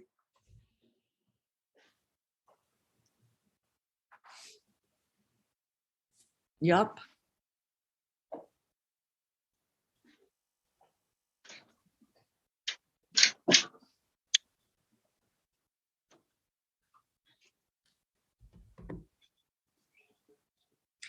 So can I say something, Jack? Oh, I guarantee that. I got to tell you, having Sharon and I are very close. We're best friends, and I don't do that often. You know, it's like I have learned so much from you and my sponsor about relationships and friendships between two women can be really tricky, you know, unless you truly love one another. And working with her has been especially if you like the same man. Well, exactly, which we don't. So imagine the complication if they are binary or one of those names that they put now. Do what? I didn't hear that, Santiago. You're a little muddy, Santiago. I'm sorry. Your microphone. You hear me now? Yeah. Imagine the complication if instead of being two women, we are two binary or one of those qualifications today of the sex category. So it could be anyone. Exactly. Yeah. Well, the idea that we fight over love is insane. We don't fight over love. We fight over what we think about love. That's exactly. It. Exactly. We're good on that front. Yeah. Go ahead, though, Loretta. Well, it's just interesting with any relationship that you have, that you really are in that present moment, you know, that you stay there. And well, actually, you can't leave it. No, you can't. And so we were realizing that, a lot of times I think women and men in general, but we go to that past, well, especially if you're doing the fourth step, you're going to go to the past when, like you said, it's really all about where you are right now with that resentment or what exists in your mind right now. Right? Am I right or wrong? What's interesting, well, think of the mind as something other than the brain, too. Just start to see that if there's a knowing nature, it's not in a brain. The brain is like a prism or a crystal that transmits that, right? And think about the way we think about emotions. They're all based in color. And what happens when you use a prism with light? It breaks down in color. The visible light spectrum is red, orange, yellow, green, indigo, violet, blue, I think. Blue, indigo, violet. So emotions, this energy in the universe, the electromagnetic spectrum is in all of us and in all things and everywhere in the universe, everywhere. But what's interesting is, as far as they know, it doesn't change. There is no more or less of it. It's always the same. It always stays the same. Interesting that we would have an absolute nature in energy, which fuels life forms. It's an absolute nature. It doesn't grow and it doesn't contract. It's always the same. What happens? Things transform. A piece of wood burns. What does it do? Puts off heat. What does the heat do? Affect all other things. It isn't burning up. It's just transforming. Huh. So everything stays the same in that regard. And that static would be part of this knowing nature. The knowing nature isn't in brains. It's being translated by brains when brains are being given the chance to actually breathe enough and say, oh, that's my nature, not my thinking. Thinking about my thinking isn't my nature because everything I do is unnatural. It's completely counterproductive, counterintuitive. It completely threatens my survival. It's clearly indicating something's wrong in the formula. Right. 2 + 2 is not going to be 5. I can pretend it is, and I can do all kinds of stuff to justify it. But why spend a life on inane opportunities when I could actually do things that are beneficial for everybody and actually participate at a level that would actually help rather than hurt in the name of help? That's the insanity. I've never heard about emotions being associated with color. Sure you have. When people are sad, they're blue. When they're envious, they're green. When they're cowards, they're yellow. Yeah. Jimi Hendrix had a famous song about that. Who? Jimi Hendrix had a famous song about the colors of emotions. Yeah. And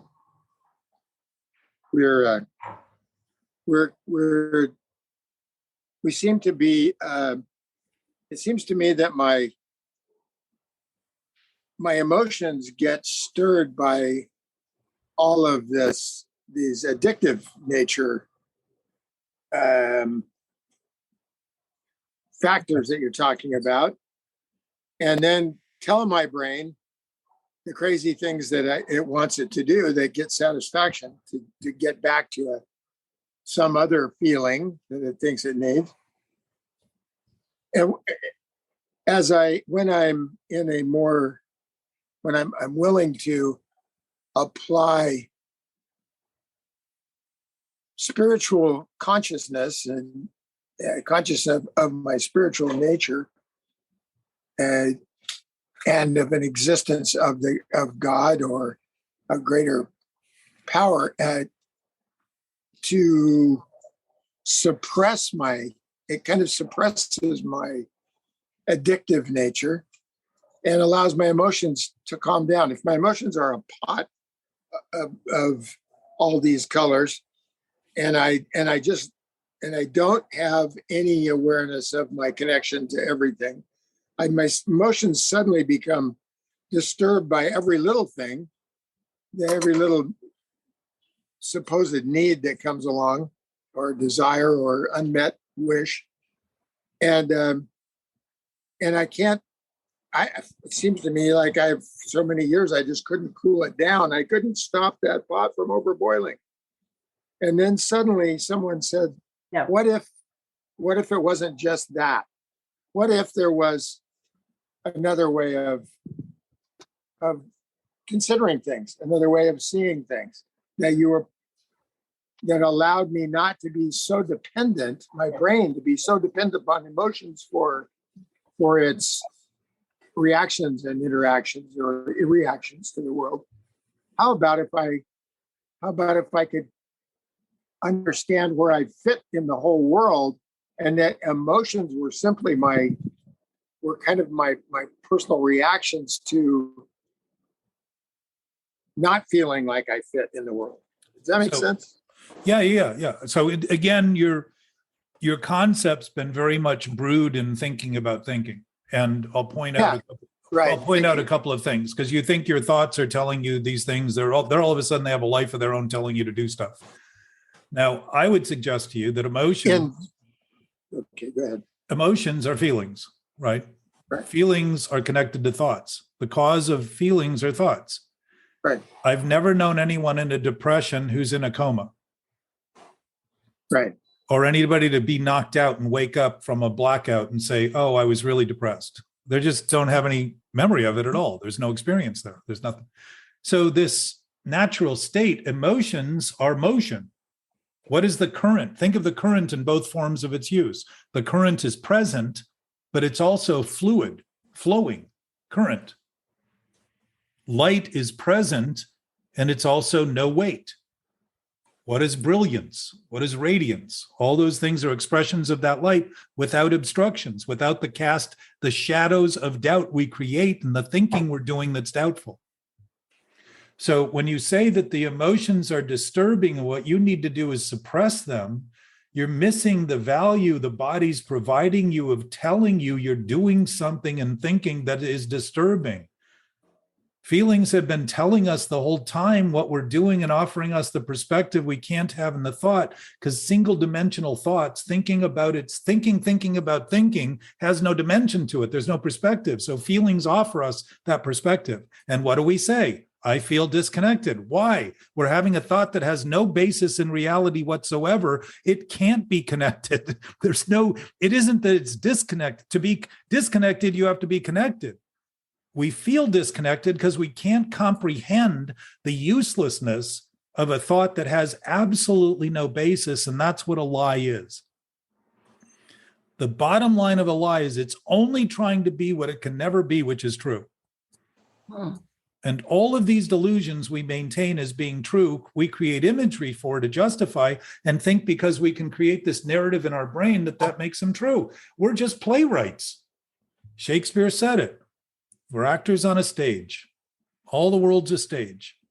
We're just carrying out roles that we've written for ourselves.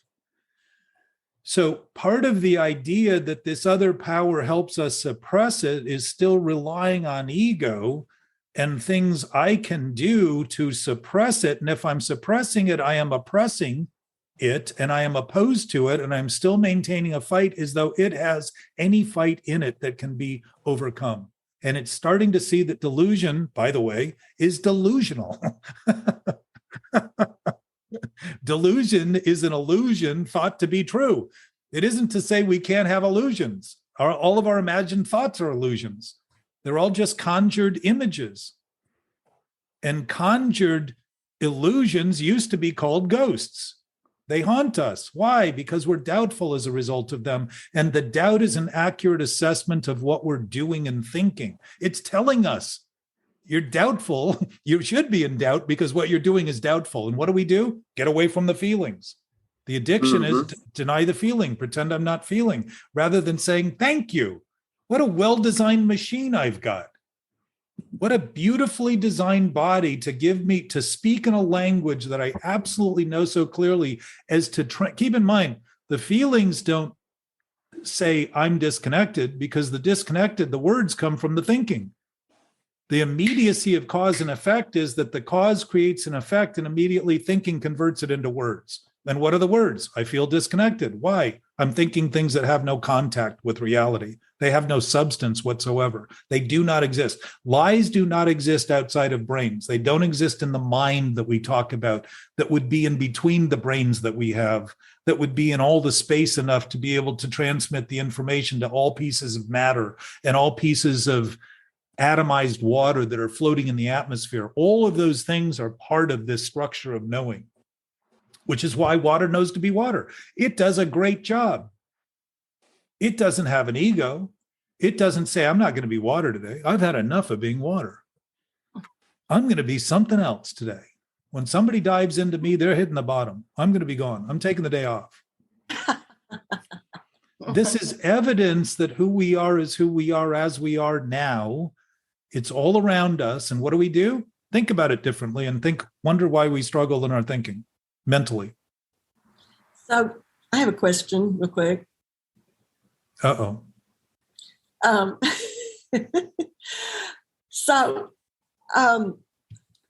I just get really thrown because we know, I'll go along and I know in my head what's right and what's wrong, right? And I think I've even asked you this, and I don't even know if I remember how you answered it because it confuses me so much to be when you are in an awakening and you are in the present time, and then boom, there it goes, and you're not there. Well, you think you're not. That's all. But okay. But that being said, it's like, does that connect with such ingrained mindsets of habit from not having a healthy, I don't even know how to ask the question. How do you? Well, you're making believe in the present that those thoughts are still true. You're trying to use from your tools that you've developed in a toolbox that you think is actually usable and functional. When I get overwhelmed, typically, when too much is happening that's beyond the expectations I have, I tend to feel overwhelmed. And so what happens? I become defensive very quickly, and I revert to ideas that aren't true and have never worked. But I think, like Douglas was saying earlier, we try to do anything. And trying to do anything would largely, if there's one way for things to be right and every other way for them to be wrong, when I reach for anything, I'm probably going to reach for something that's wrong. Okay, that makes so much sense. Thank you so much. But the bigger issue that you just said, and I will point out, because I think it's worth not only saying, but worth considering and starting to actually remind ourselves of, is that we do know what's right and we do know what's wrong because we have an absolute basis built in what is right because it's true and real and it's virtuous and it's ethical and it's moral. It doesn't think in terms of cutting people apart and taking their limbs off and cutting their heads off to prove that we're right. It doesn't involve that kind of thinking because it's absolute and fully intact. That's our basis. Our basis isn't at risk. It doesn't have a head to cut off. It can't stop thinking because it doesn't start thinking. It already knows everything. What's there to think about? It already knows what it knows. And we know that.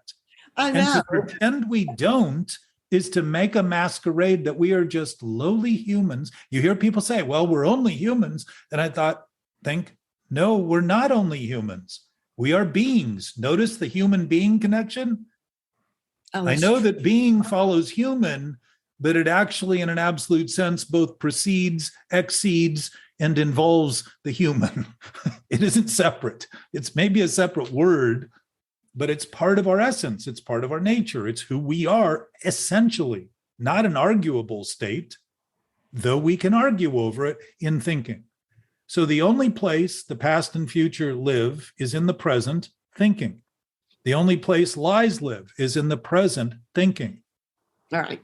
So there is no place for them other than the place we think they're in when we're thinking about them.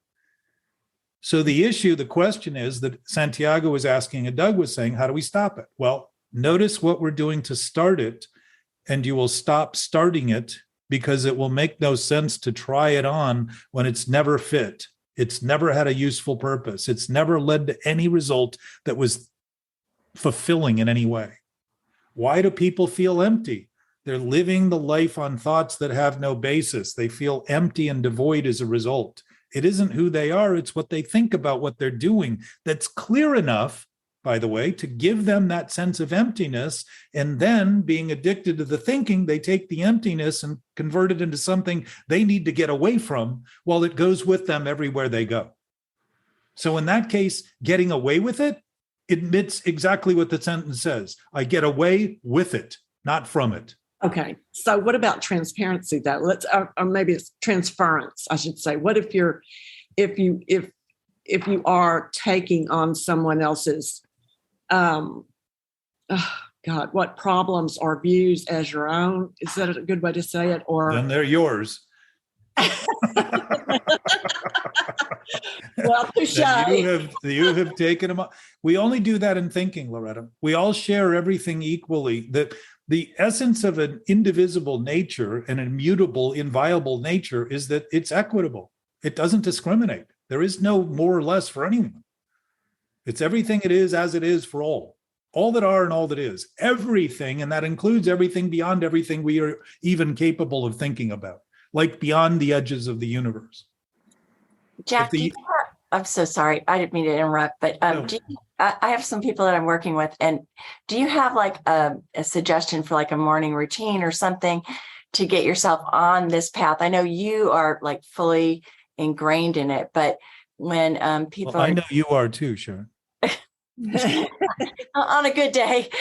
No. Keep in mind, we literally think our experience that's being driven by the thinking we're doing is our reality, and it isn't. Yeah. It's literally like if we kept our hands in boiling water all day long and said to somebody, I couldn't call you, I couldn't get in touch with you, I couldn't let you know what the problem was. That would be insane. And it's exactly what we do by continuing to maintain the thoughts. So what we're here to do is start to say, I'm always present if an infinite source exists. It's not to say it does, but if you apply something and it starts working, it's a pretty good indication that there's some substance to that thing you're applying that would be easy to overlook if you simply thought there was nothing there. That's awesome. But when someone's first coming in, like first letting go of addiction and, trying to think about it in a different way, is there something you could suggest to start their day with? To get on that path, to get towards that thinking, to let go of, I always feel when I'm obsessively thinking, I always think to myself, what is this obsession serving? Because I notice I get into that pattern when I don't want self that doesn't exist is what it's serving. Yeah. That's all it is. It's a master-slave relationship, and we think we're a slave to the master, and we're the one continuing to create it. Yeah. One of the things I've learned, and I don't deal with, I mean, I deal with people at all levels, but I always remind them that if truth is true, it's true for them too, regardless of what they think, period. And if I don't think that's true for them, I have now become complicit in the conspiracy that they're maintaining that it isn't true for them and that they need you to do for them what they're unwilling to do for themselves. And that's a sickness. That's enabling. That's starting to help people get worse rather than better. And I think we fall prey to that. And I do, I too many times find myself thinking I'm helping and saying, this guy is doing the same thing wrong over and over again. And I'm thinking my own goodwill is going to end up saving him. And that is a sickness, to watch him do what he's doing, the way he's choosing, and not notice the one thing we each have is choice, to do what we want. And when somebody's doing what they want and I'm telling them they should be doing what I want, I'm thinking they're not doing what they want. And instead of just saying, hey, what did the book say? Somebody wants to drink, let them, encourage them. Didn't say stop them. They didn't do what we do today, coddle people, give them a couch, tie them down, try to get them into a support group. And what are they doing? All we're doing is postponing their ability to actually reckon with the fact it's their choice that they're suffering from. Nothing more, nothing less. That is exactly what I was doing with the waiter, trying to teach him a lesson so he is not high when he's serving. In a different way. It's exactly that, Jack. That's what I was trying to do. I know, but you and I don't know he was high. We could have suspicions, but we don't know what his state was. But I know that his state was his state, regardless of what I think. But you're seeing the point, Santiago. You're seeing the broader point that we're trying to come to the rescue of others when we're thinking they need our help rather than concede they're already in perfect hands. They're already in the same grace. It isn't there, but for the grace of God go I. It's there with the grace of God go they, thinking it isn't graceful. That's it.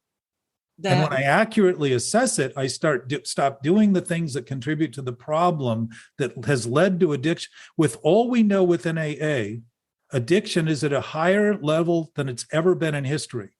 Yeah. There's clearly some failing in this message being conveyed. And I would say not looking at the mental conditions has threatened people with long-term sobriety, and has also threatened the message in terms of conveying it in the way Bill originally saw it from a hospital bed, when he saw that this message could be carried to everyone in the world who was interested in hearing it. Here's a man who suffered and struggled for years, sitting in a hospital bed at almost the low point, and he had an experience where he saw that if it was being carried one person to the next, that it could be carried to every person. And he's seeing the unity of humanity as a vehicle completely intact, not as one desperate and disparate in any way. He's seeing that from that hospital bed. Now, if that's the state of our connection, and we start knowing for everyone what we know that they know, now we are thinking on behalf of the world from wherever we are in every way we can, in the best way possible, rather than thinking of it as some fractured state we need to get somebody else to finally concede. It's the essence of that concession is each of our willingness to finally say, oh, if I'm already there and I keep thinking I need to fix what's wrong with what I'm thinking, why would I use the wrong thinking to try to fix the wrong thinking and thinking someday it would be right if I weren't insane to try that? Mm-hmm. So for you, Sharon, you're always there. This is your first time here. And I know that we met at a meeting a couple of weeks back, I think two or three Fridays ago.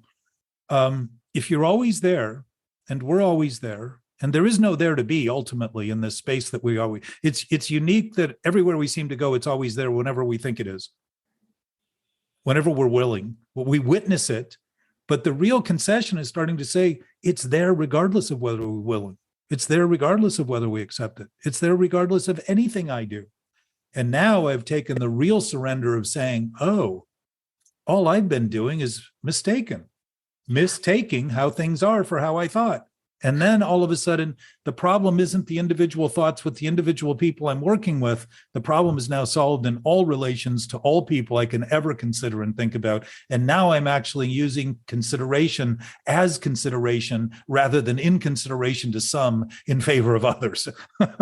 The same discrimination that I would come up in the idea that I'm alone is the same thing I express when I don't think everybody has this. And all of a sudden the communication becomes, I always start with that when I talk to people on the street.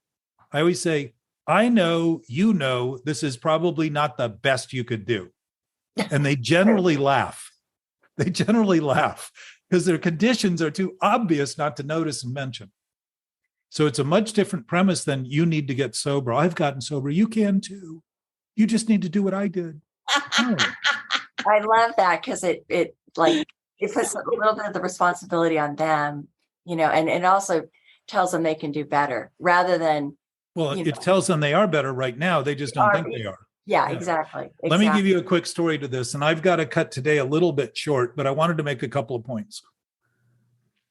The podcast, you know, when we're in the discussion here, and Douglas, I think, and Santiago, you'll probably witness to this because you interacted with me, Loretta, a little bit. And when we're in the immediacy of the discussion, I lose a little track of what's going on because I get overwhelmed in the discussion because the expansiveness of the capacity to address issues just becomes so voluminous that I get stuck at points.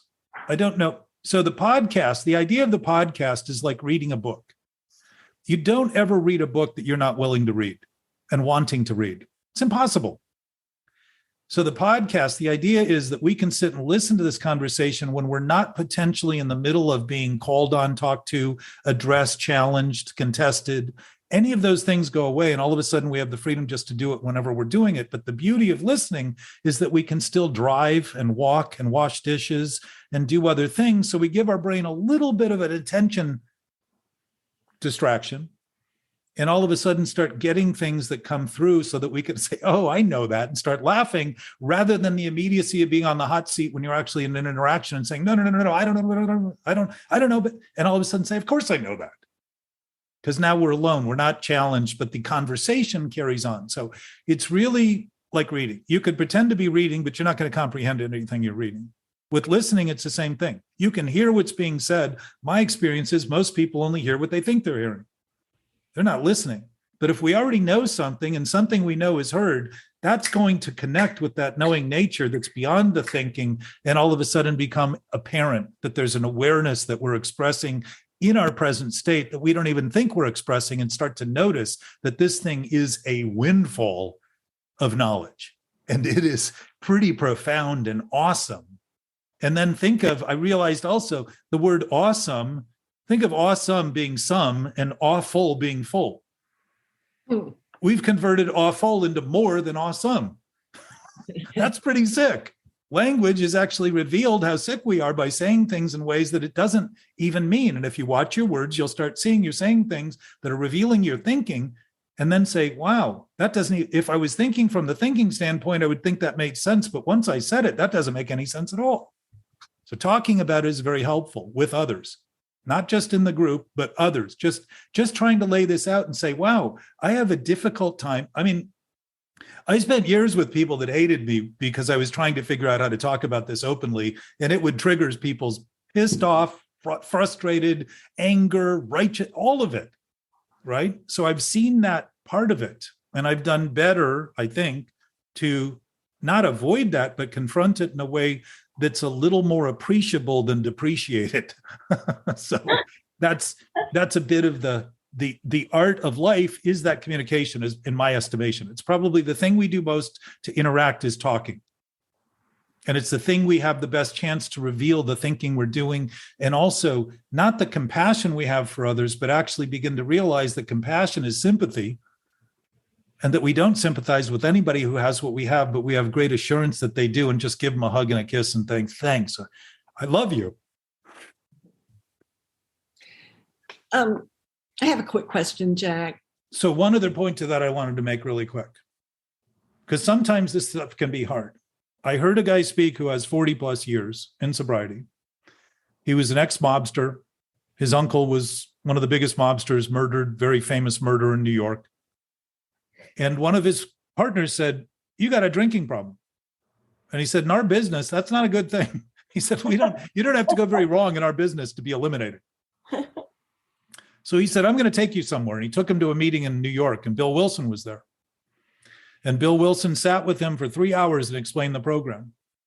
Everything, his story, everything. And he said, now, when you get ready to come back, someone will be here to help you. When you get ready to come back, someone will be here to help you. And he said, until then, lose my number. Yeah. And the guy said, what are you talking about? And he said, I'm here now. He said, that guy over there brought you. You're here because of him.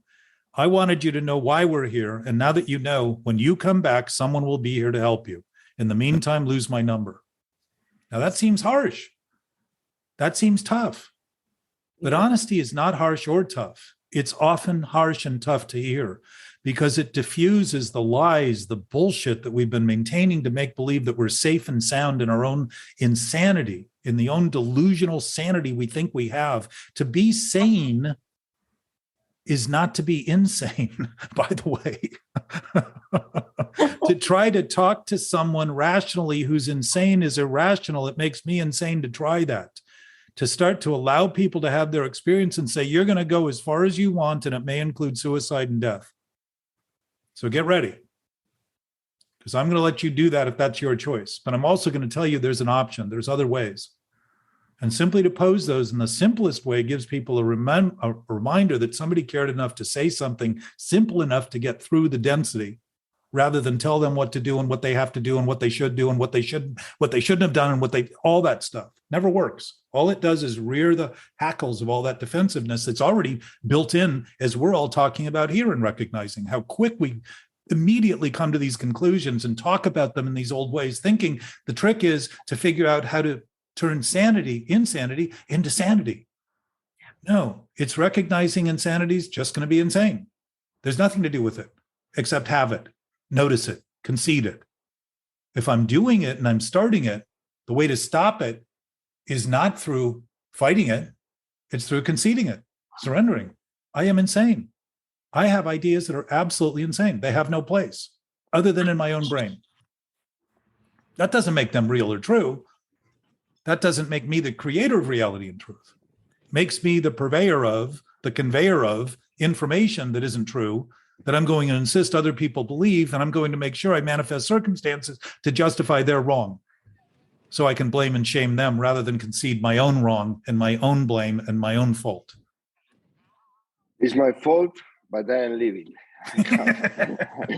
Santiago, thank you. That was brilliant. I love that came out of that meal because I enjoyed the extra meatballs and loved your company. So thanks, Santiago. Yeah. Thank you. So I love you guys, and obviously we'll continue. I'm also available individually during the week, and as some of you know, and the other thing though is really to let your weeks begin to see that the real growth will come as you think you're alone and start actually acknowledging things that you've not bothered to acknowledge, and see that the freedom is immediate because the knowing is intact. It doesn't come from some new script of wrong that's trying to right wrong. It comes in just beginning to notice the wrong and saying, wow, I've had this sick feeling I had a sick feeling in my stomach my whole life. At one point, I threw up a glob of mucus that was like this big, that was acidic, that was the thing that used to trigger the nausea in my stomach. And it had been my body just reacting to all this tension for years that ended up creating this feeling. And when I got it out of there, I don't have that it isn't as intense as it used to be, but I can see the stress and the awareness and feel it in my stomach. Still there, it's just not as intense. So the intensity starts to diminish because the actuality of it all has always been obvious to us. We've just been acting oblivious. It's just a choice. Can I ask my question real fast? Of course. Jack.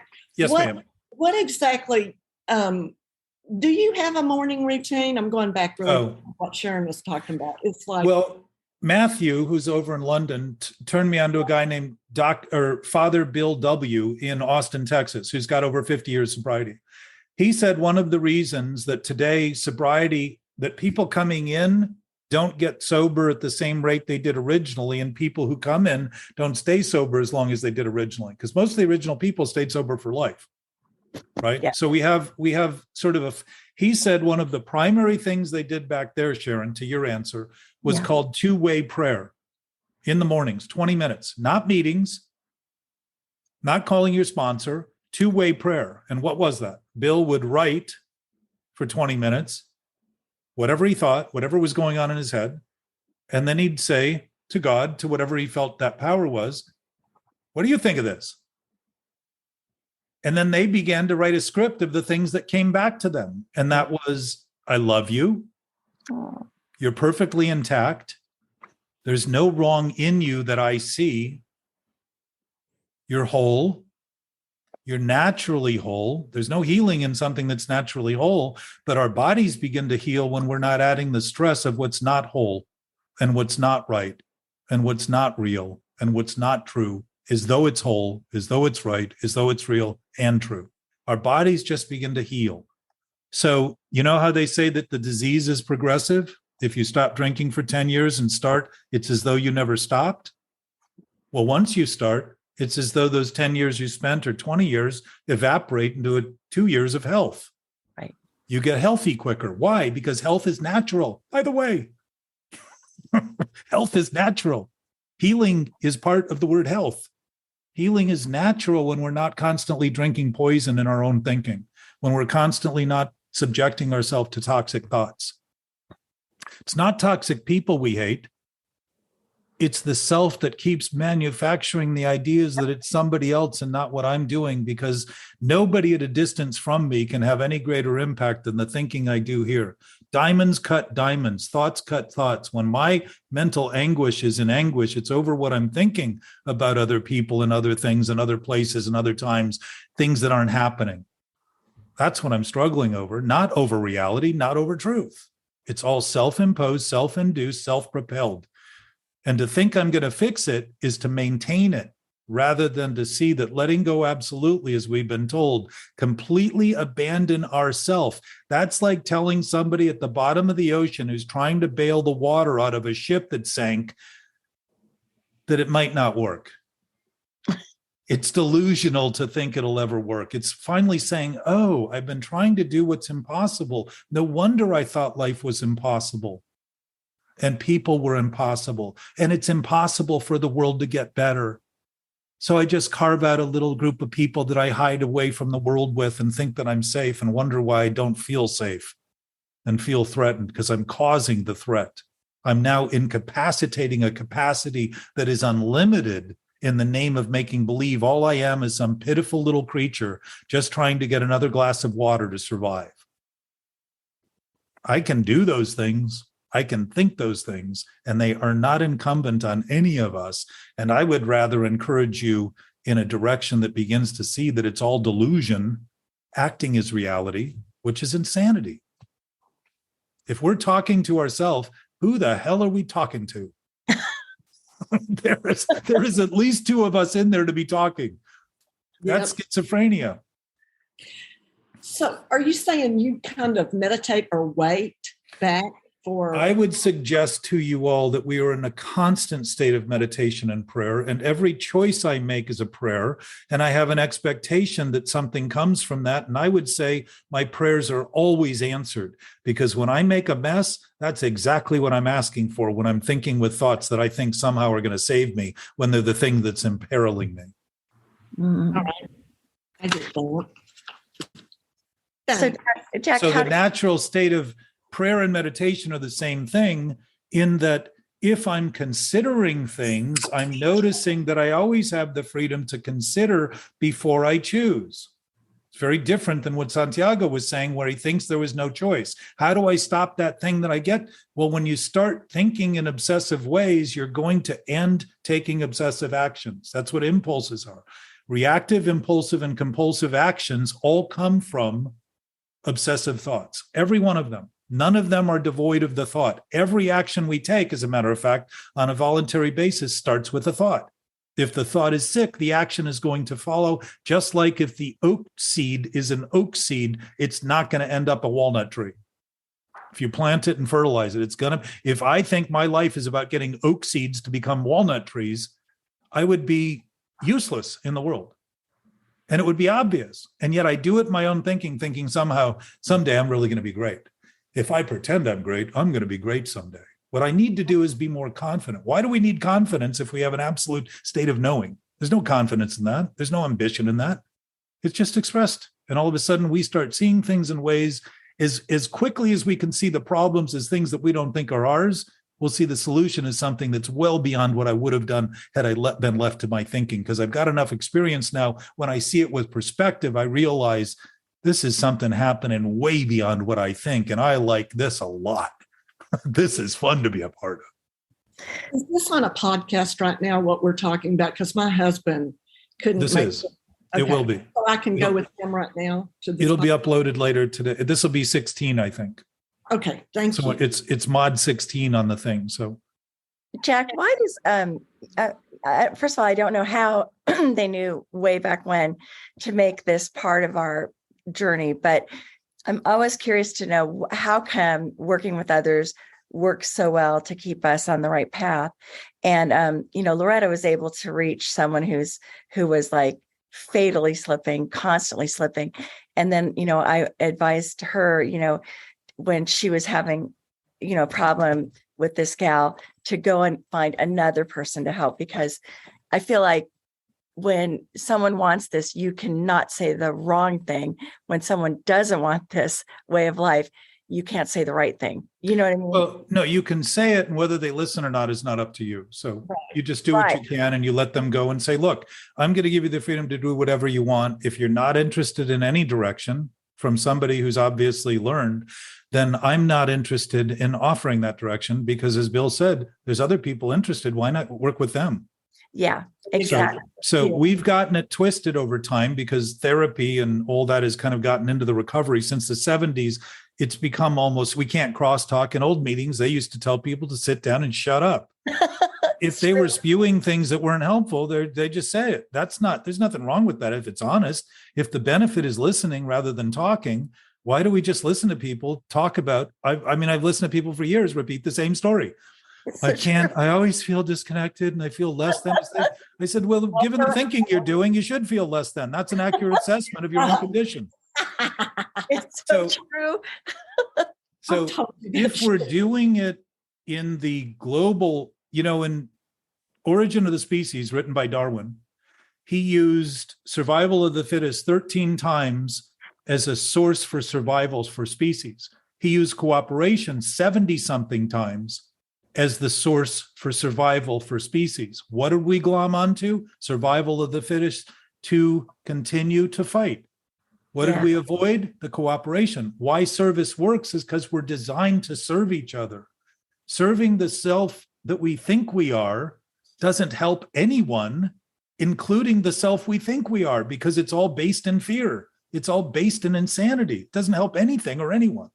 So our why it works is because it's our nature, just like nature. No apple tree ever said, you cannot have an apple off this tree, God damn it. You're not welcome to anything I produce. Don't eat this. It's like anybody picks it. John Locke said, if you pick it, you earn it, you own it. Why? The effort to do it gives you the right. Why? Because we participate in it. Because we each get to choose, because what we do is the productivity that we end up creating and expressing. And when what we're doing in thought is insane, the productivity is a mess in life. And it's a life we don't want to admit is ours. So we do crazy things to try to make it look better. And to have something look better that's diseased is to have a cavity constantly filled with cotton, thinking somehow that'll fix the pain. It's just crazy. Anyway, we have an event today at the house with a woman running for city council in Los Angeles here. So I'm going to go take care of the group. I love this. I love this time we get to spend. I mean, it's wonderful. It's really moving. So much. It's really moving. Thank you very much. I love you guys. Okay. Thank you. Love you, Jack. Thank you. Thank you, Jack. Good Yeah. job. Bye, guys. Hey, Jack. Good to see you, Yeah, Sturgis. So much. You Sorry, got it. I was late, but at least I